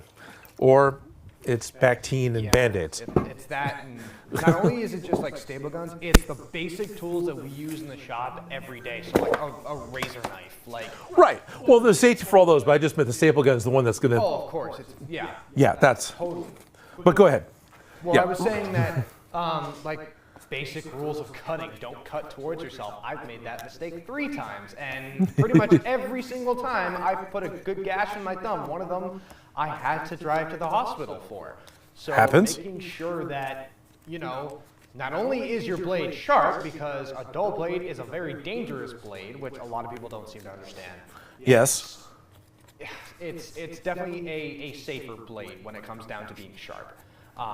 But it's dangerous. Doing this it's a dangerous thing. Now that's not meant to deter you, but no, safety is involved. It's definitely something you need to take into account. Yep, it is. It should be a consideration, and it's not as much as we're making a joke out of it. It kind of isn't a joke. It's one of those things that fingers don't grow back. So I've cut my thumb 3 times, and if you guys ever end up seeing my hands on the video, you'll see a giant scar on my left thumb that was left from trimming a 3D print. It's dangerous. And I've got scars on my hands from all sorts of things, and a lot of them aren't even cuts. I've got a heat burn here and a chemical burn there, and then I've got all sorts of little cuts all over my hand. It's just hands. It's just what happens. Chloe says, don't cut towards yourself. Basically, I've most of the time when I've cut myself, I've got a hold of something and I'm putting too much force into the knife and I'm pulling towards myself because I can see what I'm doing that way, and then and I got my thumb. And I have done that a number of times. That's just why with whittling, they're always going away from yourself, which is great. But sometimes with the way that I craft and the way I want to work, cutting towards myself, I feel like I'm working with foam anyway. I've got more control and I can see what I'm doing. But working with foam, it isn't something as resistant as wood, plastics, other things you might want to carve or cut. So yeah. In fact, there's a really bad example is all the old Irish Spring commercials. So in the 80s, there's a soap called Irish Spring, and they'd always, at some point in time in the commercial, the guy brings out his bar of soap while he's talking to his friends in the forest because dudes talk about soap. It's a commercial. And he has his pocket knife, and he carves this piece out of it to talk about how the soap has got this layered look to it, and it's, one of them does one thing, one does another thing. It's fantastic this way. So he's cutting towards himself. I think he even puts his thumb on the soap and cuts towards his thumb in order to take this. It's soap, so he's safe, but it is a visual representation of what not to do on TV. And Chase Hugo says, if you aren't in pain, you're doing the project wrong. Which in some cases is true, because I mean, when I cut my thumb, I was trimming it, and it was actually turned out to be one of the best projects I'd ever done, even after the hospital visit. So it was nuts. Minus, not having a thumb for 3 weeks. I'm enjoying this nut. So if you're staying up way too late and pushing to try and get a project done, is that an acceptable kind of pain?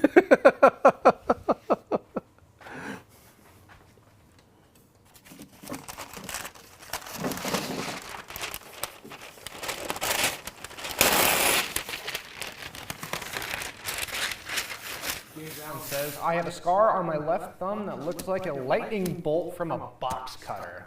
I mean, on one side you get a cool freaking scar. On the other, you cut yourself, which isn't the best thing ever. Right. On the other, you've got a scar. And we know what scars did to Mufasa, so. And Harry Potter.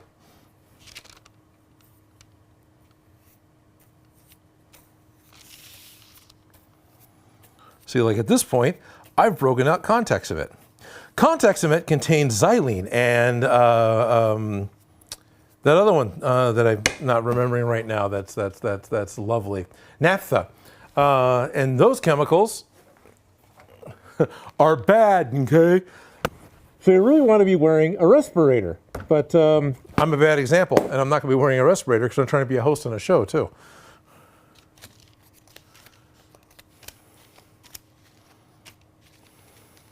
Trash Panda is here. He says, sorry I'm late. You haven't missed much, Trash Panda. We've been just working on the Proton Packs. Yeah. Hello, Trash Panda. How's Tuesday? More accurately, Odin has been working on the Proton Packs. I'm over here in the corner. Stay in your corner. Try to get Chloe a microphone so you guys could actually hear her today.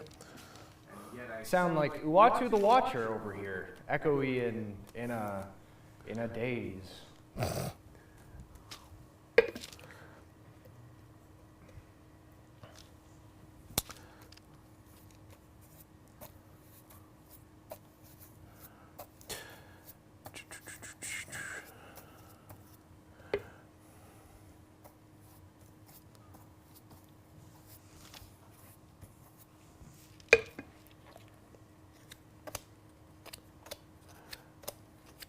So what I'm gluing together are parts 42 and 43.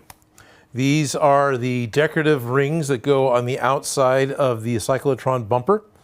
I cut them out of the wrong size of foam so many months ago, and only just found out about that last week.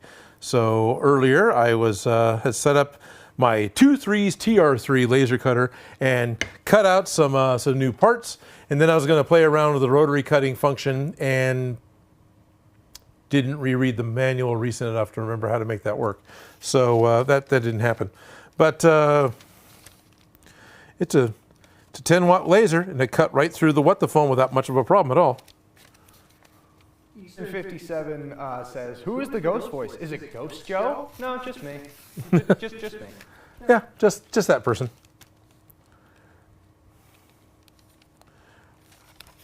It's the Uatu of Odin Makes. The Uatu of Odin Makes. I'm the watcher. I am your guide through these vast foam crafts. Space Pirate Captain Rush says, currently dry brushing a dragon skull. That's got to look awesome. Oh, that's got to be cool. Alrighty, so I got all those. For people who pop in at the beginning of the stream, one of the most common questions we get asked is, what did I miss in the first 45 minutes? So I'm going to do Odin's job here and say the first 45 minutes is for patrons only, and it is definitely it is a smaller crowd, but it is a great crowd. We have a lot of great people over on our Discord. If you sign up at the $5 level or higher at Odin Makes, patreon.com/Odin Makes, then you will get access to the private Discord and a private Among Us game, which is awesome. And that's also on stream typically every single Friday. So it's great, and Joe runs that as well. And thank you, Joe, for doing that.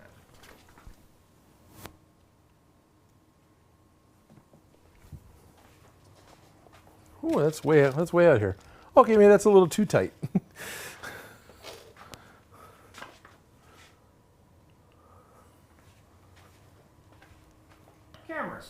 Cameras. How do they work anyway?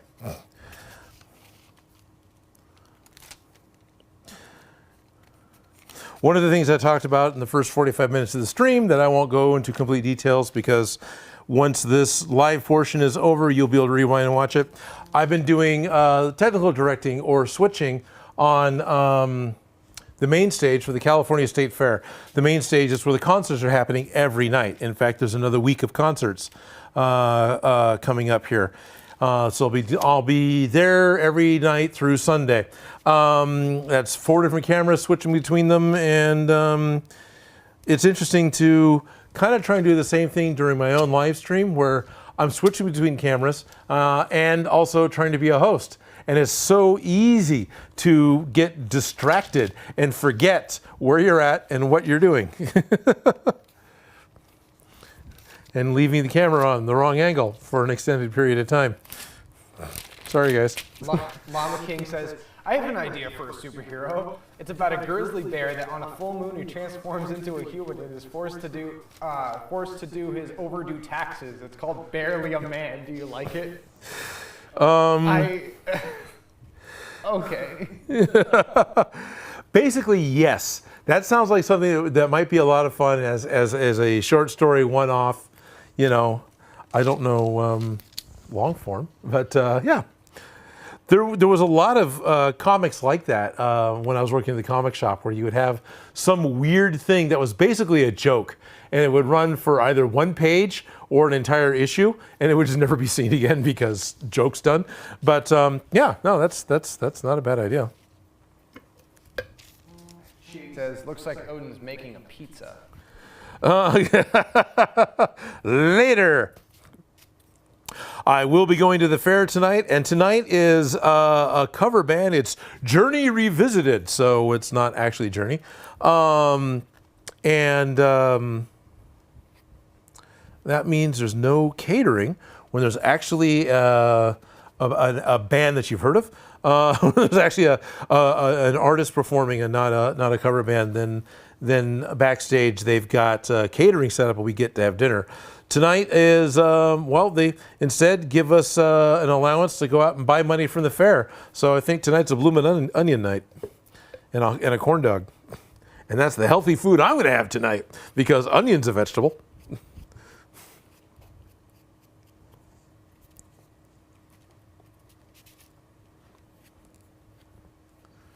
If I remember, I'll take a picture and put it in the foodies room on the Odin Makes Discord.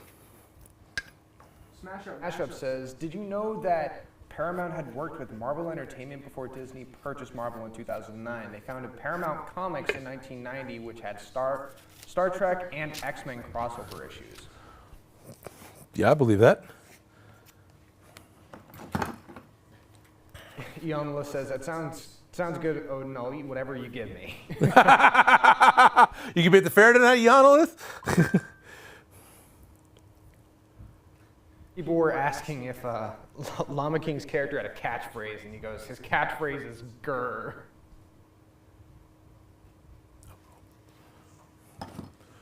Cool, I'm getting told my call time for the show tonight is closer to 6. That's awesome. Usually I've been going in much earlier than that. And apparently, yeah, What was that other one? Oh, with the staple gun, when shop gremlins stapled their finger with the staple gun, they missed the timber. So this is the thing I was talking about. You know, you're holding onto your piece of wood, and you got your staple gun, and if you put it a little too high, you can engage the safety and shoot it across the room. Apparently, shop gremlin put it a little too high and shot their finger. Yeah, staple gun will go through your bone. I'm still pretty sure shop gremlin missed their bone, but yeah, that's safety is a thing. Definitely do the whole safety thing. Do the safety dance. Mickey Rat says, OMG, now I totally want a bloomin' onion. I've never had a bloomin' onion. Bloomin' onion is a large onion, white onion typically, or yellow. No, it's a yellow onion, I think. Basically, it's the entire onion that is cut in a grid so it flowers out like, it's not lotus. There's a type of flower, there's a whole bunch of little things. So it flowers out, and then, but it's still connected at the base. The whole thing is dipped in batter and deep fried. Okay. And so basically, it's like onion ring sticks. Yeah. Yeah. Okay. They're good. Llama King says, eat the onion like an apple. So Disney movie Holes, based off of the book. That movie. It's one of my favorite movies of all. Oh, it's a great movie. I've seen that movie many times myself. So when they are finally eating onions, right? They get out of the desert, they go and eat onions. They eat onions up in the mountain. Those were skinned apples wrapped in rice paper to look like onions. Oh, I had no idea. That's really cool. That's seriously cool.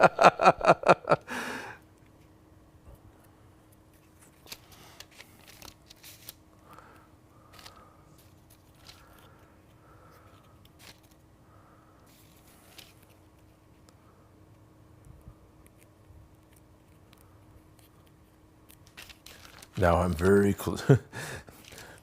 I'm just sort of adding things together. It's like glue this, glue this, glue this. I got to make sure that I glue them together and not end up. I want to have alternating an alternating pattern, right? So it's large, small, and I don't want to glue large to large. That'll ruin the pattern. So now I'm actually having to ever so slightly stop and think about what I'm doing, which means I can't talk because I can't think about something and talk at the same time because my brain is not that good. Okay. Leah Mary says, loved that book. I'm pretty sure that she's referring to Holes. I'm pretty sure. Yeah, I'm sure. I've never read the book, but the movie's great. And so I'm sure the book is better because that usually holds true. It's very rare for the movie to be better than the book. Ending of the Mist being an exception.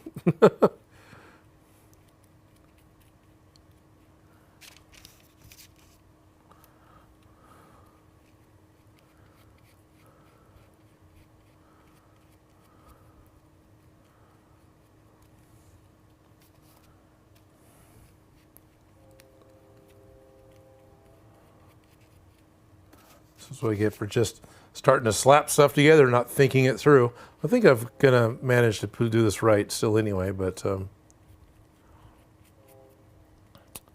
so it's 1 o'clock. Give me a chance to finish these, and I will bust out something new that got sent to me this last week that I think the creator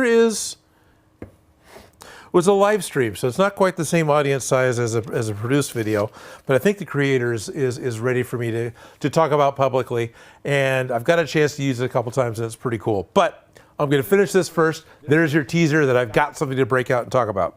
Is this the thing that you showed me and Joe a few days ago? This is the thing that I showed you and Joe a few days ago. It's so cool. I mean, it's real simple, but it's really, really cool. Yeah, it's one of those brilliant ideas. Yeah, it's truly brilliant. I can't speak.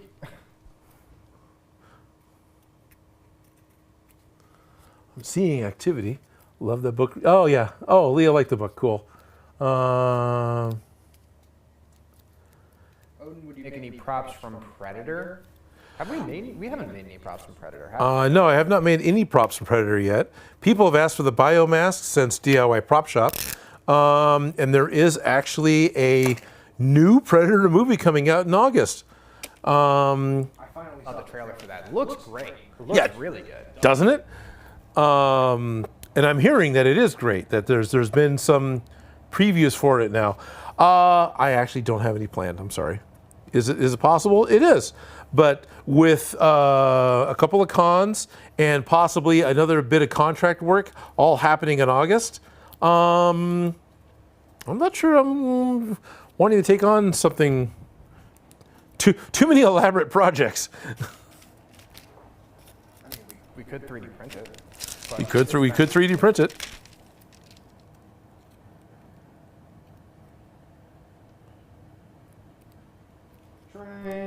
Train.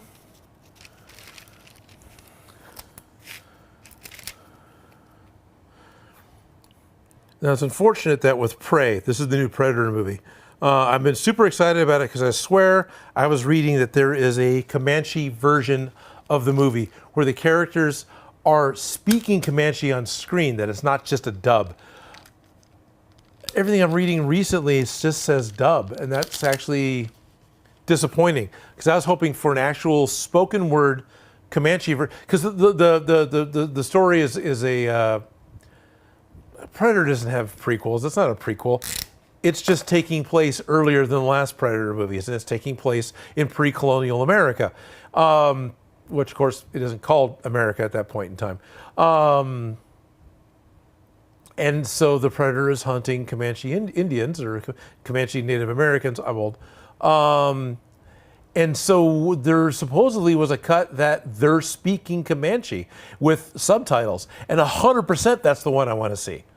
So I hope that's still true, and it's not just going to be a dub where they've dubbed Comanche over people flapping their lips as English, which is not what I want to see. Vincent says, "Hey Odin, first time seeing you live. You do amazing work. Love your content. Keep it up." Thank you, Vincent. Thank you for tuning in. Almost.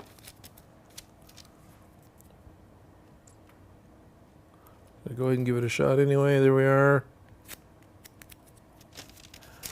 Now let me get the cyclotron bumpers out here. That one and that one.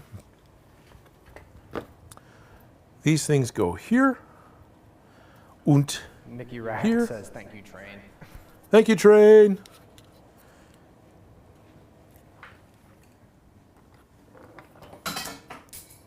I dropped a thing. Hey Odin, I think drop something. I dropped a thing. You dropped a thing. It was an important thing. It's a very important thing. Hold on. The show can't go without that thing. Show can't go without the thing. Show's done. Show's done. Oh, actually, that is an important thing. This is not an X-Acto knife and not a number 11 blade. Literally, but it is a hobby knife, and I'm going to need that in a minute. But it's not those brand names, and it's not that style of blade. It's a different number. So you guys get a Chloe hand. Yes. Nothing more, maybe. Thank you. I just got a hand from Chloe.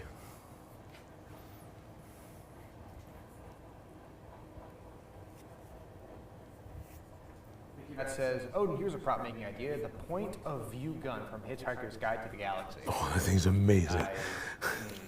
That's amazing. It doesn't work on me. I'm female. Pretty sure that was only in the movie, right? That wasn't in the book, the point of view gun. Pretty sure, yeah. Yeah, that was great. And Vincent says, "Shout out to whoever's keeping track of the chat." Well, thank you. Yep.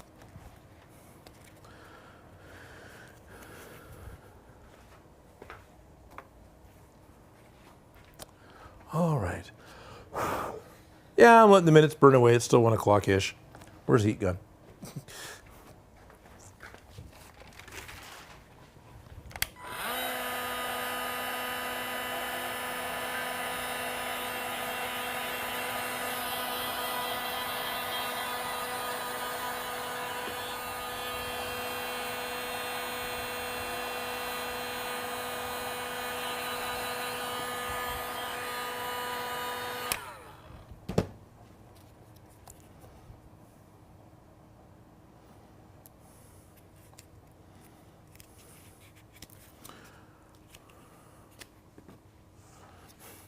The colors makes me think of Ultraman, man. 6mm gray HD foam and 2mm red wet the foam. It's Ultraman, you know? Ultra packs. I was saying, I forgot to say this last stream. We should just make Ryobi themed Proton Packs. Okay, so I've talked about this a couple of times. I still like the idea, but it's going to take a little bit of effort to do. And maybe I could start playing with it while I'm at C2E2.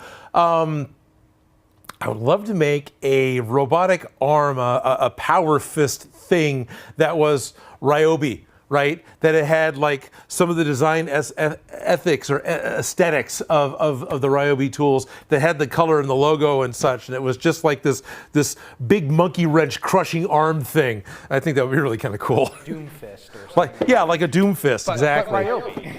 But Ryobi, yeah. And then for sure, make sure that the lights and whatever it does is powered by the Ryobi battery, right? So this goes on somewhere on the piece, and it is providing the power that makes it do the thing.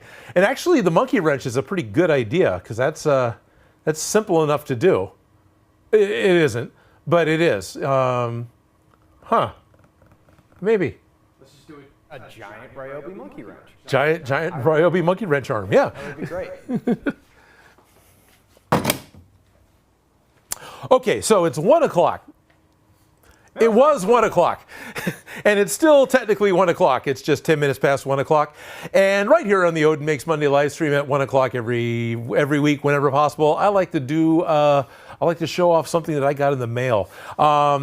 Sometimes I get fan mail, letters, pictures, drawings. Sometimes I get things, and some things I get weren't sent specifically to be shown off at this time frame, but I got from other outside sources.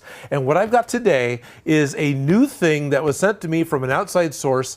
This is a tool concept that Rocket Props has come up with, and he is looking at getting more mass produced. This is the first time I've talked about it on my channel at all, anywhere. He's going to be getting 200 more of these items he's going to be able to fulfill orders with. So talking about it today shouldn't be that big of a deal. He should be able to fill orders. This is going to be Rocket Props, I guess .com maybe, if anyone wants to try and get a hold of one. And he is looking at getting the funding secured to actually get them injection molded and not 3D printed without infill. But what have I got? Well, it's a little tiny box. Little tiny box. Remember, good things come in little tiny boxes. Oh, I don't have number 3 plugged in. And it comes from my state and right around where I used to live, so it was a little bit of nostalgia for me to see it come from, I'm not going to say what town it is, but... It's the back of my head.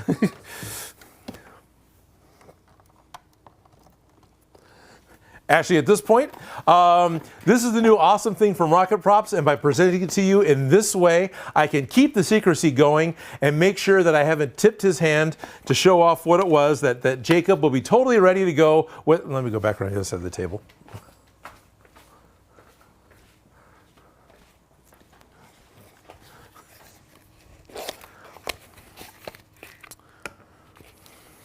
So there's no specific... rocketprops.com with a hyphen. There's no specific instructions to go along with this, but he's calling it the Bev-all. This is the B-E-V-A-L-L, right? The Bev-all. And what it is a angle cutter that he's got designed.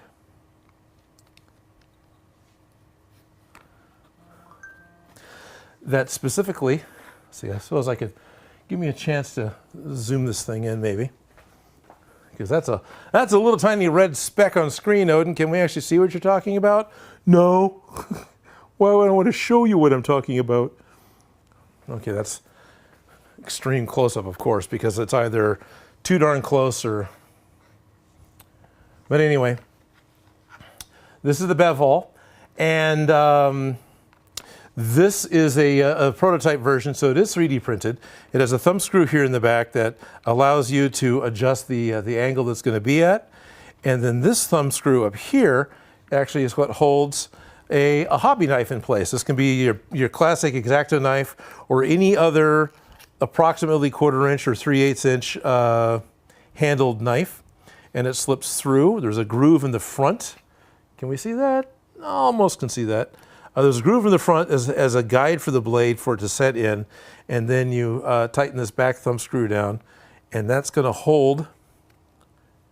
It takes a little bit to get it set. It is a prototype, so I'm giving this guy a lot of, I'm not complaining about it. And that holds the blade in place. So now I've got it set to do 90 degrees. And basically, if I was to punch this into foam and drag it along, I know as long as I've got this base flat on my work surface, I'm going to be cutting 90 degrees on everything. I don't, I could still make it tip, but it's giving me a much more secure way of doing that.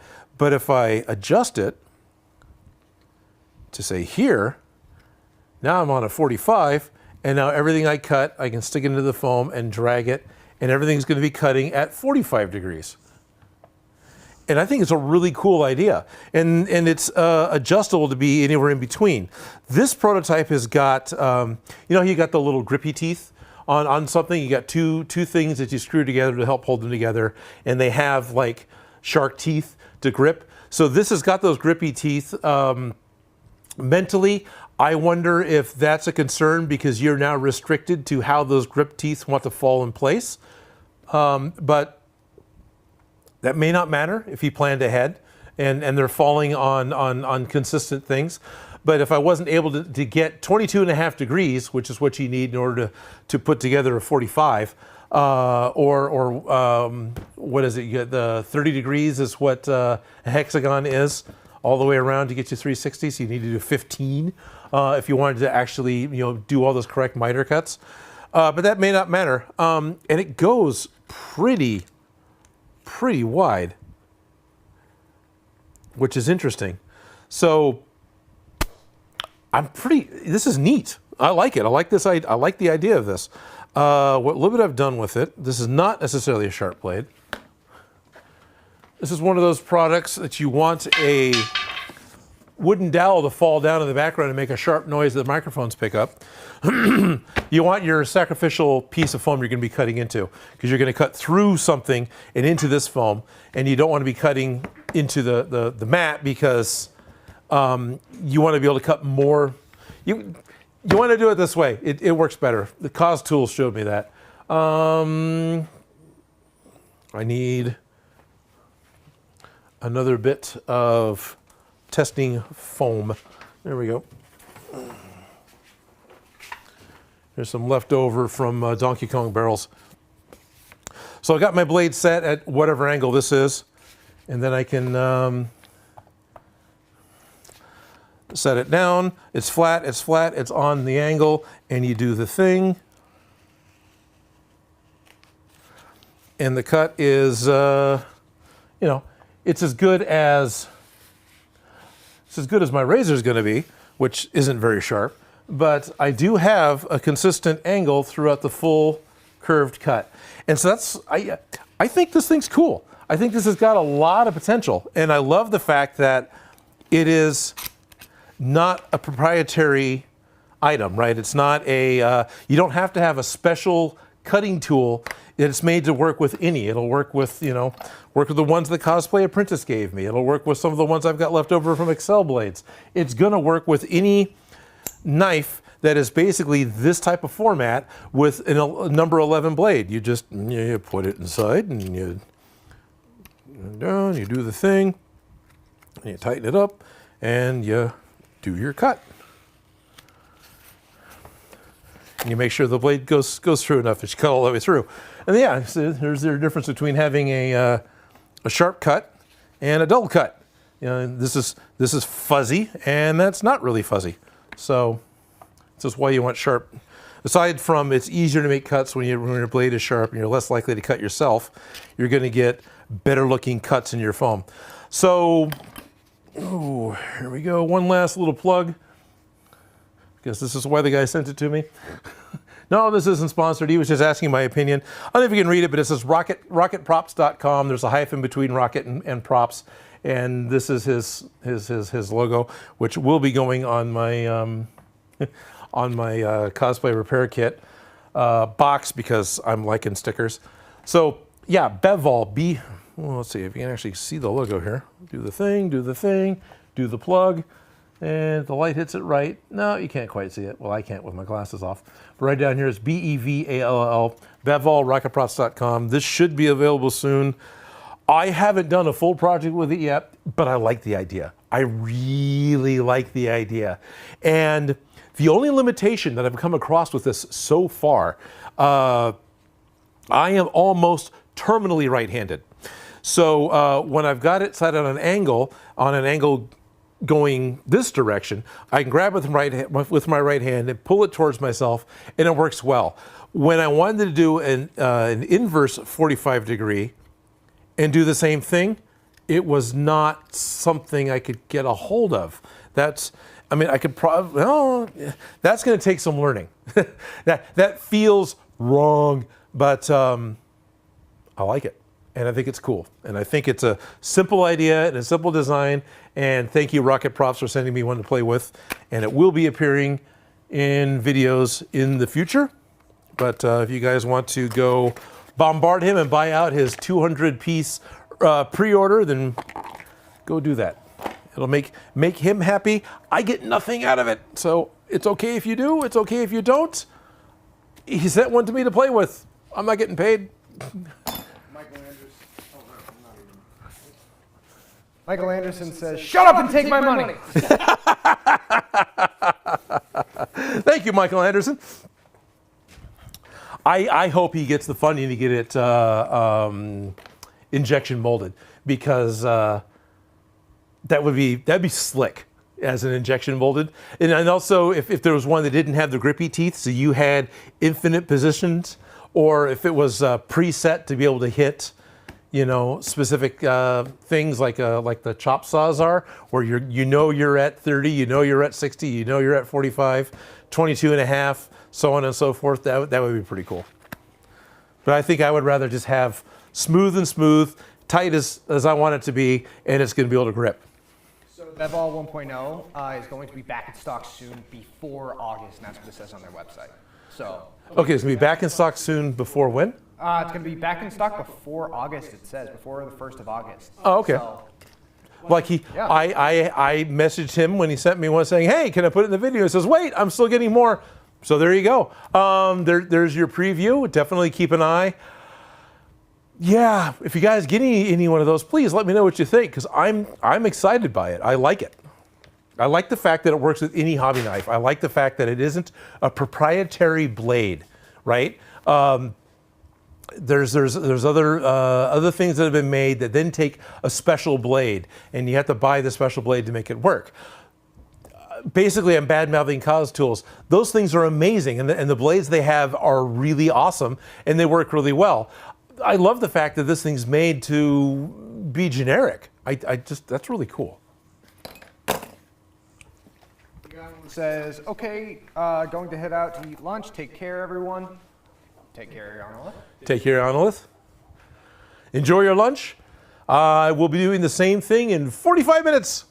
We'll definitely be not running late today. Not long today. Yeah. We got tacos last week, and it was Friday. Was it Friday? Friday we had tacos. We had tacos Friday. Yep. We all, after the Among Us game, we all went to Gym Boys and had tacos. And I've never tried it, so it was a new experience for me, and it was really good. That's good. I think they're yummy, so I'm glad you like them. Oh, they were great. I love it. So is there some other Californian food that you'd want to try? Doesn't matter to me. Avocado toast, here we come! No, what's Yeah, it doesn't matter to me. I mean, I'm open to try anything, so. I'll eat anything. Me and Odin have had this conversation before that we will, yeah, we'd go to great lengths to eat food. It's entertaining to, when Joe and Ellis are both here, it's entertaining in a way to figure out what we're going to go do for lunch, because both of them have dietary restrictions. Joe, literally, there's things he can't eat, or they could potentially hospitalize him. And Ellis, there are things that they don't want to eat because it causes reactions that are uncomfortable. So it becomes, which of the 3 places that we know is safe do we want to go to today? And they always want to ask me, where do you want to go for lunch? It's like, somewhere different, but which of the 3 places do you want to go to? And as Chloe points out, you know, they have these restrictions. She can eat out of a trash can. It's like, yeah, I can pretty much eat out of a trash can. Yeah, we're both like, food is food, whatever. Yeah, whatever.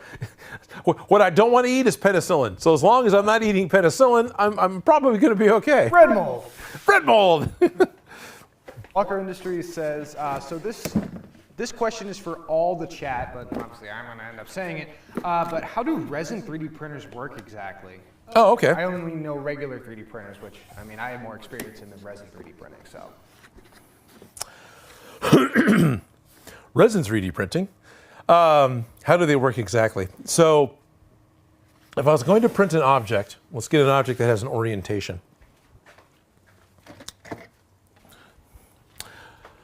No matter what 3D printing you're going to do, if you've got something sitting on your build plate, it's going to have supports coming off of it, right? So we'll just pretend it's got supports and it doesn't matter what the orientation changes because that's required. If you're going to a filament print this, then it's going to, on the build plate, and using a robotic hot glue gun, it'll work its way up and build everything.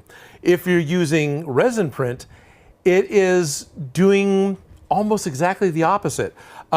Instead of building onto a build plate, what you end up doing, here's a little resin thing that Chloe very quickly grabbed that's cool. It's a failed print, but it works. It works as an example. It works as an example.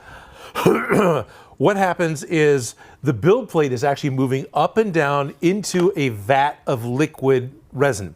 So I've got this vat that's in the bottom of the resin printer, and it has a clear bottom. It's got a clear piece of film on it. It's called FEP film.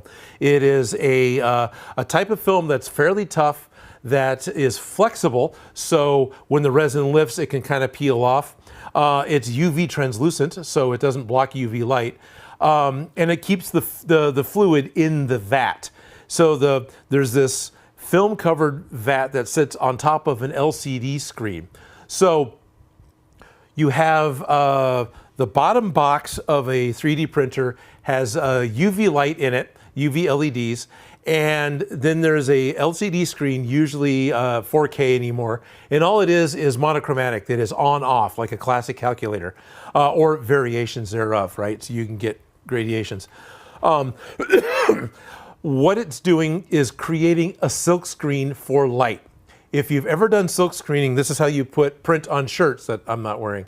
When you're taking a screen and blocking off a bunch of the holes so ink can't go through it, and then when you squeegee ink through it, it only goes through the holes, and deposits ink onto the shirt.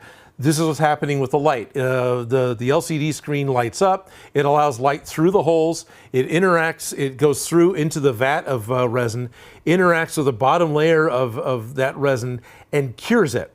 So as the plate goes up and down, it comes down, usually makes contact, raises up by a fraction of a millimeter. It's like 1/20th of a millimeter or so, I think is what most build plate resolutions are, 0.05 millimeter.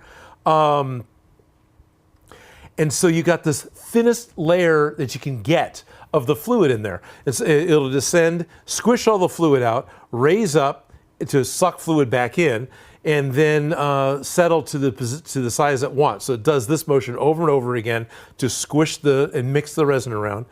And then it stops and it flashes the light on for 15 seconds, whatever the right length of time is for the resin you're using, which cures the resin, but only where it's actively being hit, right? And then the light turns off and the build plate lifts up, and then it starts over. And when it lifts up, ideally, your now cured resin is stuck to the bottom of what you're printing. So if it was this, it would actually be upside down, and you're starting to build from the bottom and work your way down, because every time you dip, you build another, you with light UV on another layer, bring it back up, the resin comes back in for the rest of the vat, and then you squish it out of the way and do it again over and over again. And yeah, and you get these guys, which I do have a close-up camera sort of.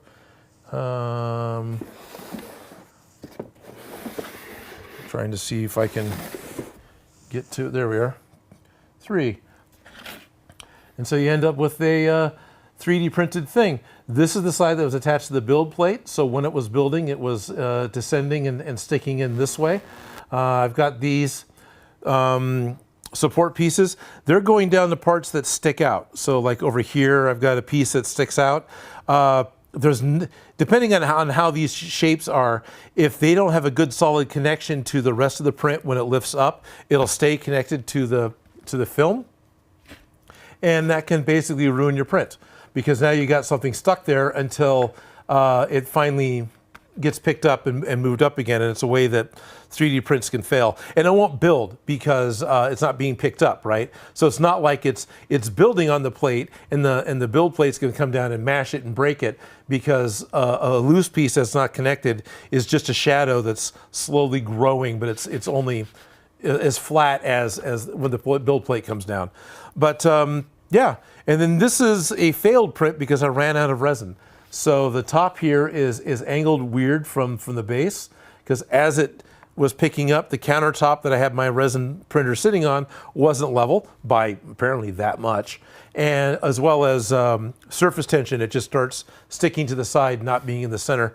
So it creeps away and you get this weird effect of a failed print. So this is when it prints overnight, you don't pay attention.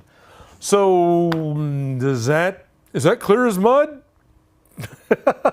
The reason why they're upside down is it's pushing the print back into a vat of uncured resin to do the thinnest layer that is stuck to the top, but it's all upside down, so it's weird to think about. And when it cures, it sticks better to the resin than it does to the film that's flexible. So when it lifts up again, the film underneath actually buckles and will undo. And the first few layers, you can hear a pop, which is nice that way. That's how I know it's working. And the film does wear out over time. It stretches. You'll get a hole, which sucks because now you're leaking. Yeah, I really like resin printing a lot. Now, what's the problem with resin printing? It's brittle. There are resins you can buy that are stronger, but resin prints can be brittle. If you break them, they can just break. You know, PLA sort of does that too, but yeah, you end up with some really good, and my stuff is only HD. I don't have the 4K units. They're up to 6K units, you know, so you can get some really good, really nice small parts with the resin printers. So essentially you're sacrificing strength for quality, which is still good. Yeah, pretty much. But there are, the strength is coming from, I'm used to the Anycubic and the Elegoo and another manufacturer's longer. Those are the resins I've worked with the most. But there's another company that only makes resin, that makes an ABS-like resin that is actually machinable. Okay. So it all depends on what you're getting. Like PLA, the cheap stuff is going to break if you drop it. I mean, so. yeah, but you can also do things down the line to help strengthen that. I mean, I use a product called XCC3D for smoothing, and it's a resin that you pour over, and it does strengthen your print. It's great. I love it. Yeah, agreed. Yeah, I walked off. I'm playing with the camera.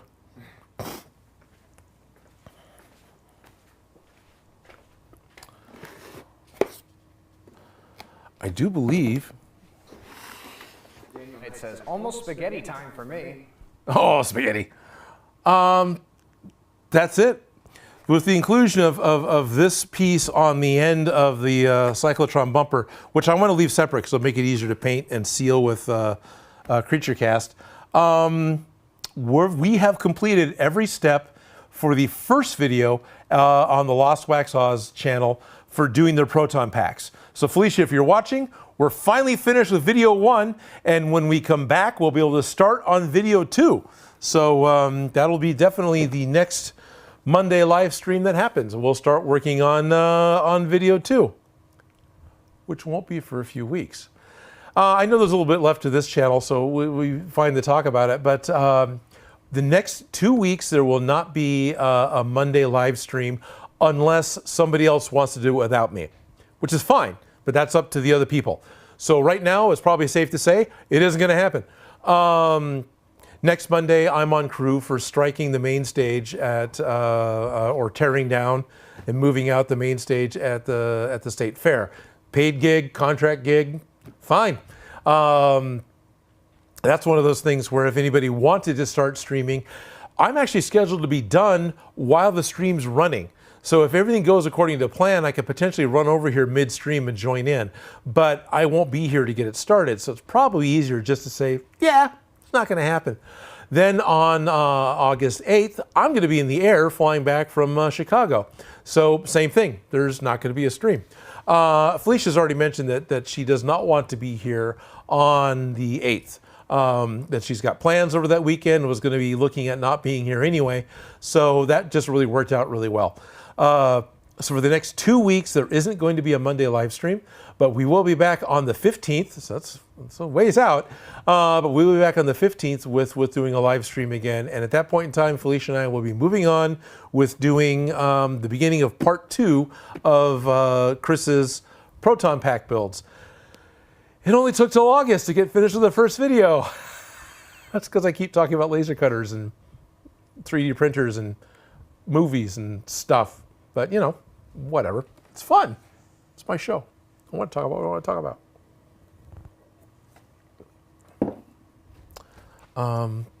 But yeah, I'm excited. I'm excited for how soon it'll be that we're going to be able to play with Creature Cast and actually use the rigid Creature Cast to seal these things to see just how rigid it is and how tough it'll be. Because I could plastic dip it, and I know what plastic dip's going to do. But I'm curious, and I want to play with the Creature Cast. So, should be fun. I hope. Is there anything interesting popping up in chat, Chloe? Yes. Blaze, I don't know how to pronounce that. Oh, God.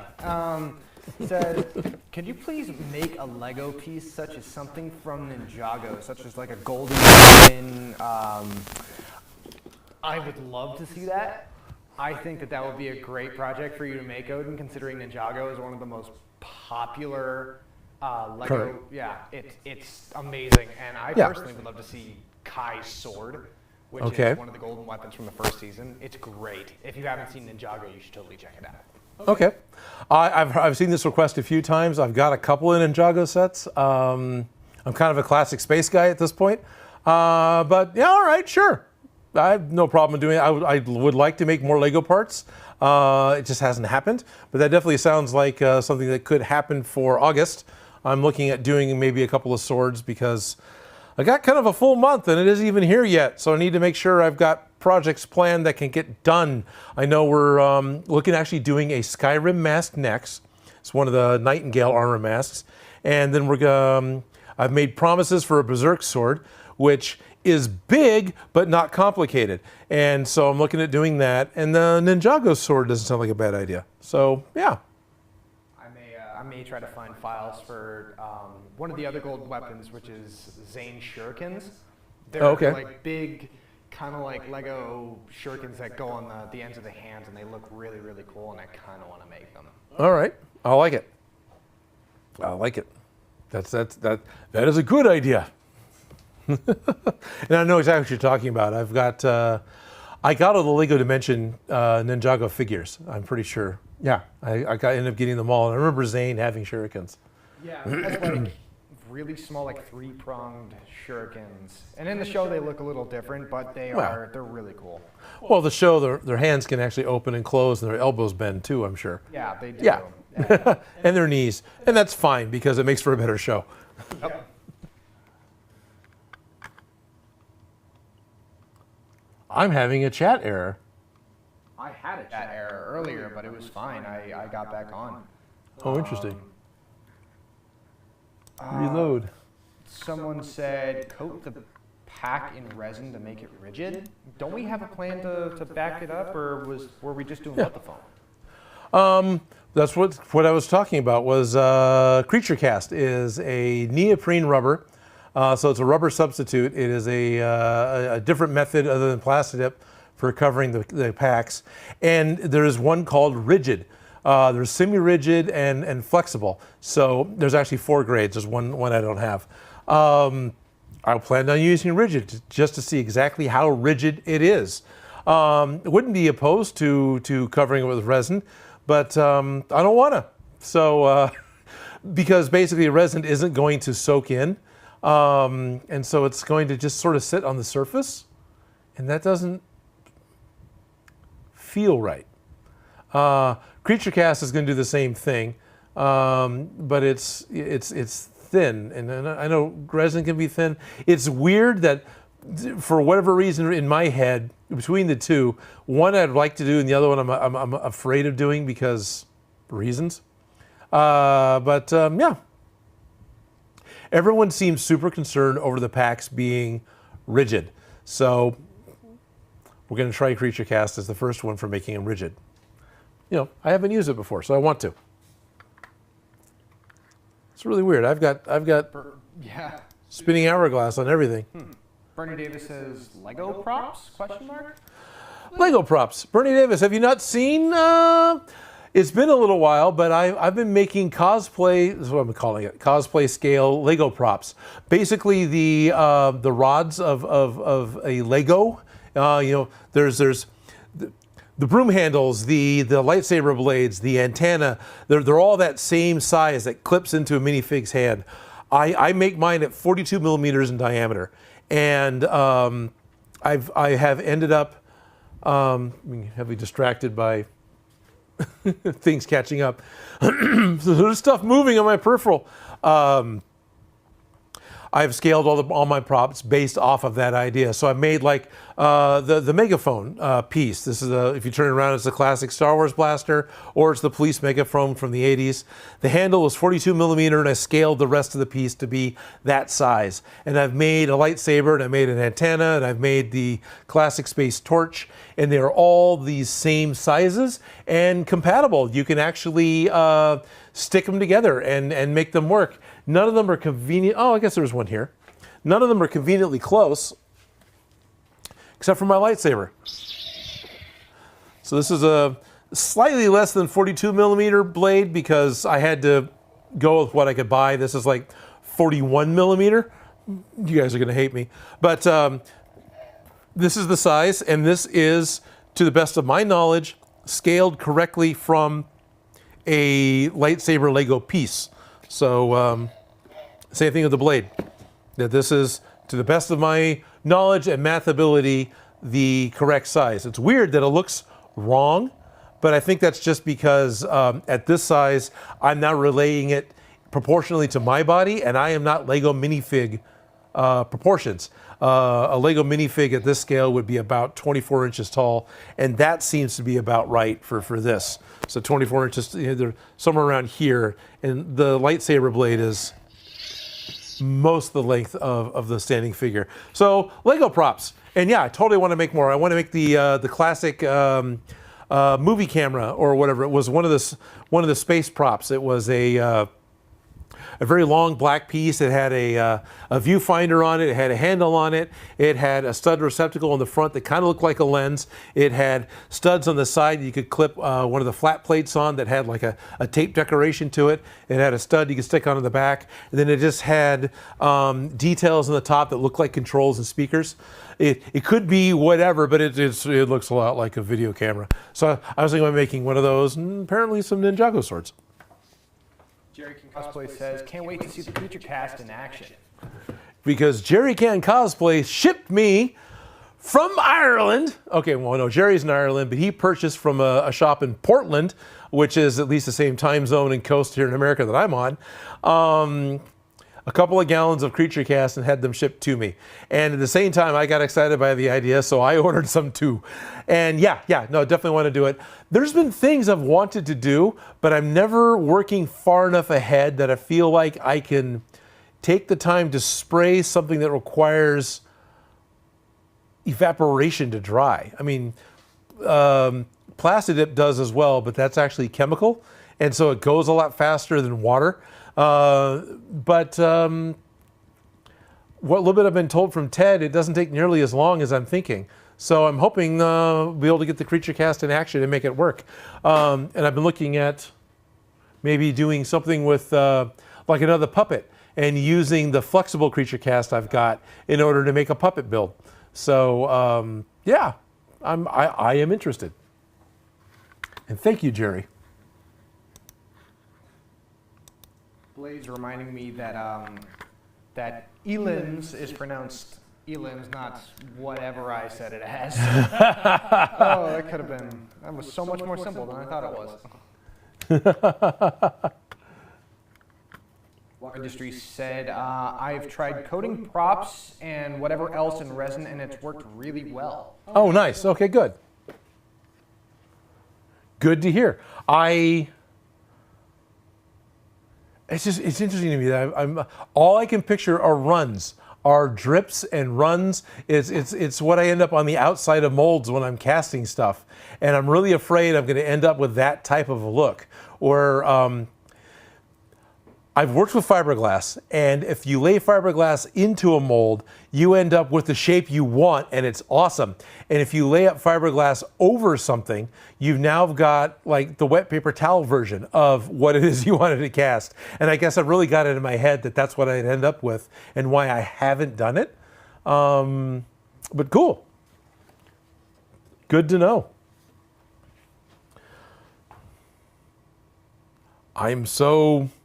Don't know what to do next. Going through the master plan, it's to be continued. I have not looked at video 2 yet. I'm hitting the end of stream where I've been almost by myself. Chloe's here, and Chloe was willing to be on camera, but I didn't force her to today. And so I'm tired, and my brain's ready for lunch. I think mine is too. And Chloe's is ready too. I'm not even on camera. I'm here moderating the chat, and I'm ready for lunch. So lunch is imminent. So as a 15-minute warning, perhaps less, this stream may end early. Are there any other questions or things that you guys have been wanting to ask that we haven't hit on yet? I'm done with the Proton Packs. I got nothing else I'm going to set up and work with. I don't want to set the laser cutter up again because that'll take the 15 minutes I got and we'll be done anyway. So, yeah. Steve D says, tell us a comic book shop story. Comic book shop story. There you go. Steve D's go-to comic book shop story. So last time I talked about how the coolest thing I ever picked up at a comic shop was my wife. Yes, I actually met her at the comic shop. Foam dragons. Foam dragons. That would be the story. Let's see. There's a period in time when management changed, and it's always interesting because the new manager comes in and has a new way of doing stuff. And this is the comic shop. It's actually, compared to anywhere else you guys have worked, it's pretty relaxed. Of course, there's only like 6 people that work there. So I've noticed on many occasions, having worked there, doing inventory, because we would have to do full store inventory every year, and then there was things we had to do periodically throughout the year, newer stuff that had higher value. And with the management change, when the guy that hired me was working there, we had to go through the back issue bin, and we would actually sit down. We didn't have to write down what each issue was and what it was worth. We just needed to have an accumulated value, what the back issue bin was. So as you're going through it, you would just have a tally mark. Here's another one's $1, here's another one's $1, it's $1.50, here's $1, this one's $2, this one's 25 cents. And you're just keeping a tally, right? And if it was okay to be a little off because you just wanted a good estimate. Not a big deal. It would take a little while to do. You would have to have a placeholder because inevitably someone would come up and have a question and you want to help the customer because that's who you're there for.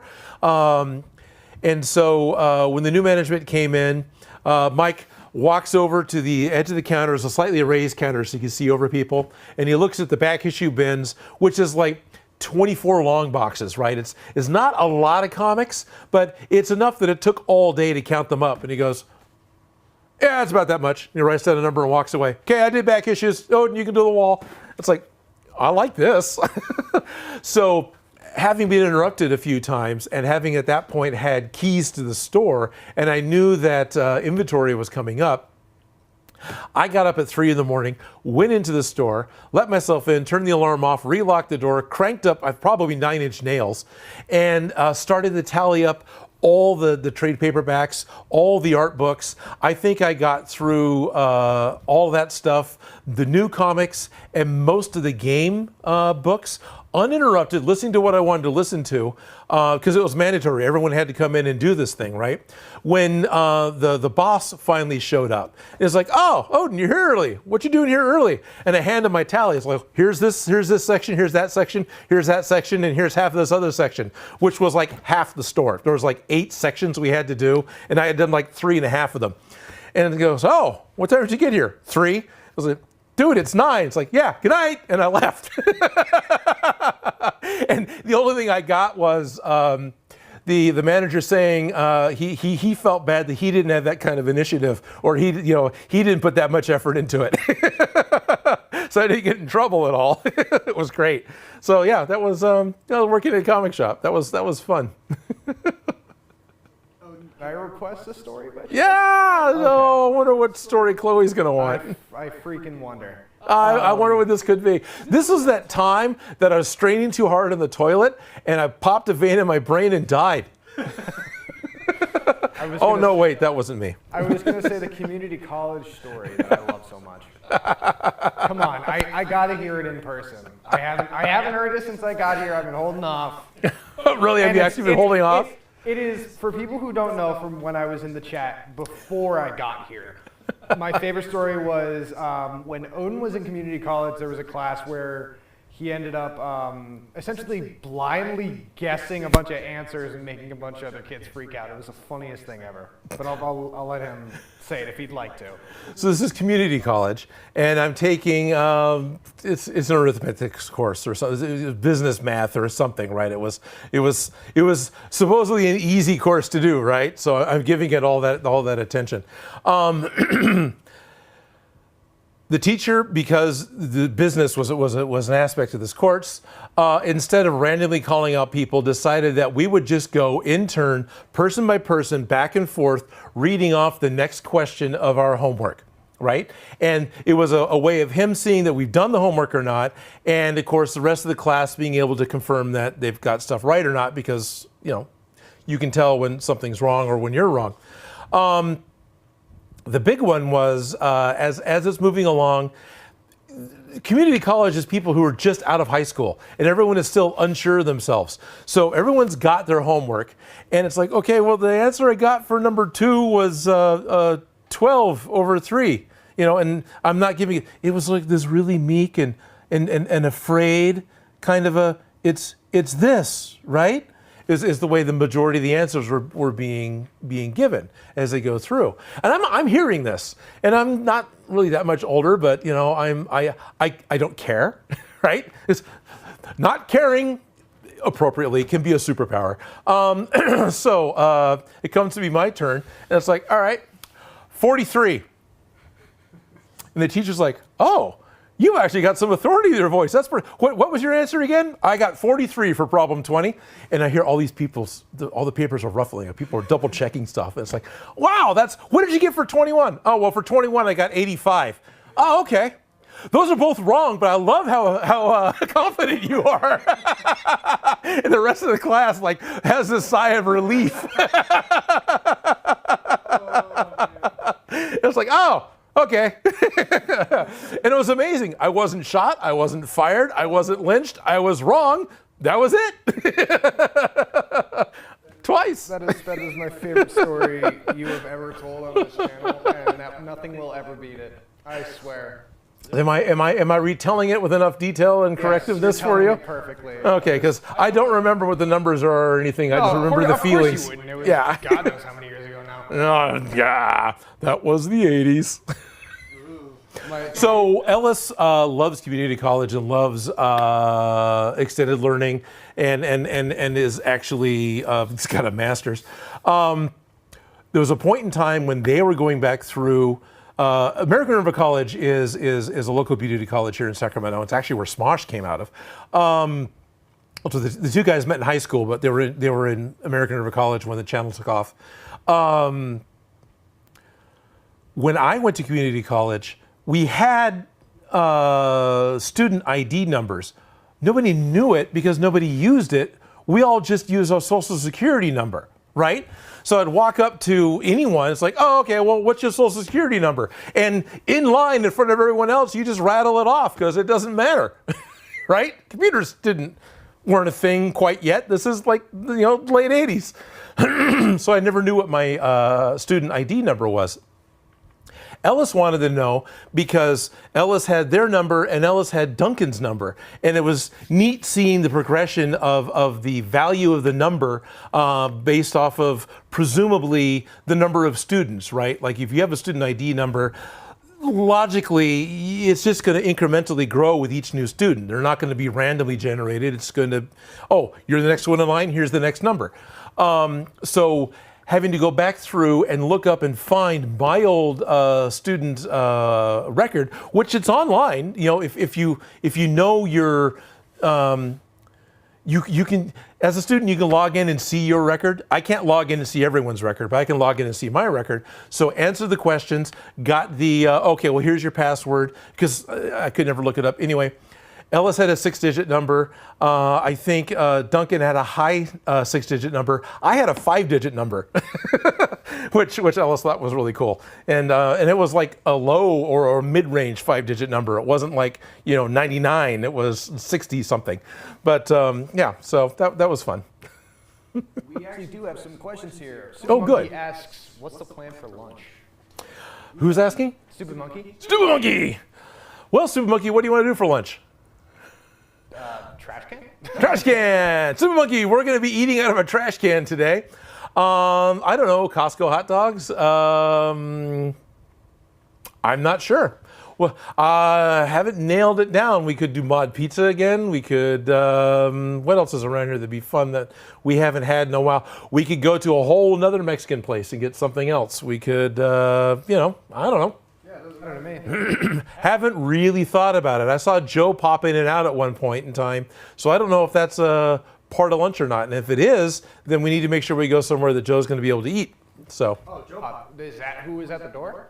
Well, Joe came in at one point. Oh, I didn't know that. I didn't think he was even here. Yeah, he came in and picked up. I couldn't see him because I thought he was supposed to be gone all day. Thought it was Joe. He came in and grabbed water or something else. Came in and grabbed one of the squirt bottles. Yeah, he's busy today. I didn't think he'd be here. Okay. And then, so we don't have a solidified lunch plan because I don't know what the attendance is going to be. But definitely immediately after lunch, I'm going to finish working on the prop. So I'm going to be able to have a video out this week. Which I'm not going to reveal it, but it's very, very cool, and I think you guys are going to love it. Yeah, I hope so. And we also have a question from Ben Films. Hey, Odin, the store I got Plat FX paint from doesn't sell them anymore. Do you know of the store that sells them that ships to Canada? I don't, and that's actually some information that I'm looking at trying to aggregate to odinmakes.com. I would love to have a worldwide directory of some. I mean, that is a big undertaking, but I would like to know that ships to Canada. I don't know if Blick Arts supplies ships to Canada or not, but I know Blick Arts carries them now. At least my local one does. I don't know of. Hey, Stupid Monkey, where do you order stuff, or do you only buy stuff locally? And where do you order from Canada? Water Industries also said a 3D Pac-Man would be awesome to see. So like a 3D Pac-Man prop? Let's make a sphere with a cut out of it, and that's it. A yellow sphere. Yeah, I hear you. But is it going to be that, or would it be the pixelated version? Would it be like, would be pretty cool. Like a kind of a flat 2D, like the Minecraft stuff? Yeah, we had somebody actually asking for some more Minecraft stuff, maybe like a diamond. It's probably sword. shady. Actually, ironically enough, it was Blaze of Limbs. Oh wow, okay. And we have we have two Minecraft props. We have the diamond pickaxe and the redstone cube. Yep, and the redstone ore, the deep slate redstone ore. Stupid Monkey said I suggest poutine, but I don't know how much I would trust American poutine. Agreed. One of the non-Californian things I remember getting that I really liked was Drew's Frozen Custard. This was in Missouri and St. Louis. And Yeah, that stuff was good, and I would enjoy getting some of that again because it's been so long, and I'm kind of curious if 20 years the nostalgia is what it is, or if it is actually as good as I remember. And I'm pretty sure it's as good as I remember. Frozen custard all on its own doesn't have a whole lot of flavor, but what the Drew's Cruise or Drew's? I think it was Drew's frozen custard. Like you wanted to order apple pie frozen custard. So they got the frozen custard, they load it in a blender, they take a slice of apple pie and put it in the blender, and here's your custard. And boy, it tastes like apple pie. Who would have guessed? That was really good stuff. Responding to your comment, I haven't bought Plaid Effects paints, but I saw them at Michael's at one point. Michael's does carry them. So if there are Michael's in Canada, that's definitely a place you can go. I've seen them on the shelf at Michael's. I've seen them on the shelf at Blick Art Materials. I don't know if they're, but hopefully either one of them either has brick and mortar stores in Canada or has a division that'll ship in Canada, so you're not trying to ship over the border, which causes extra cost for some reason. And sadly, the Michael's might be where he saw it.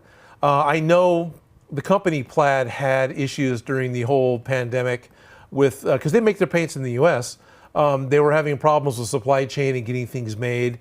And I don't know how much that affected the brand because it was still fairly new when everything shut down. It was only a couple years old. So I don't know if that affected the life of the brand. But I've still got plenty of Plaid Effects and I like it.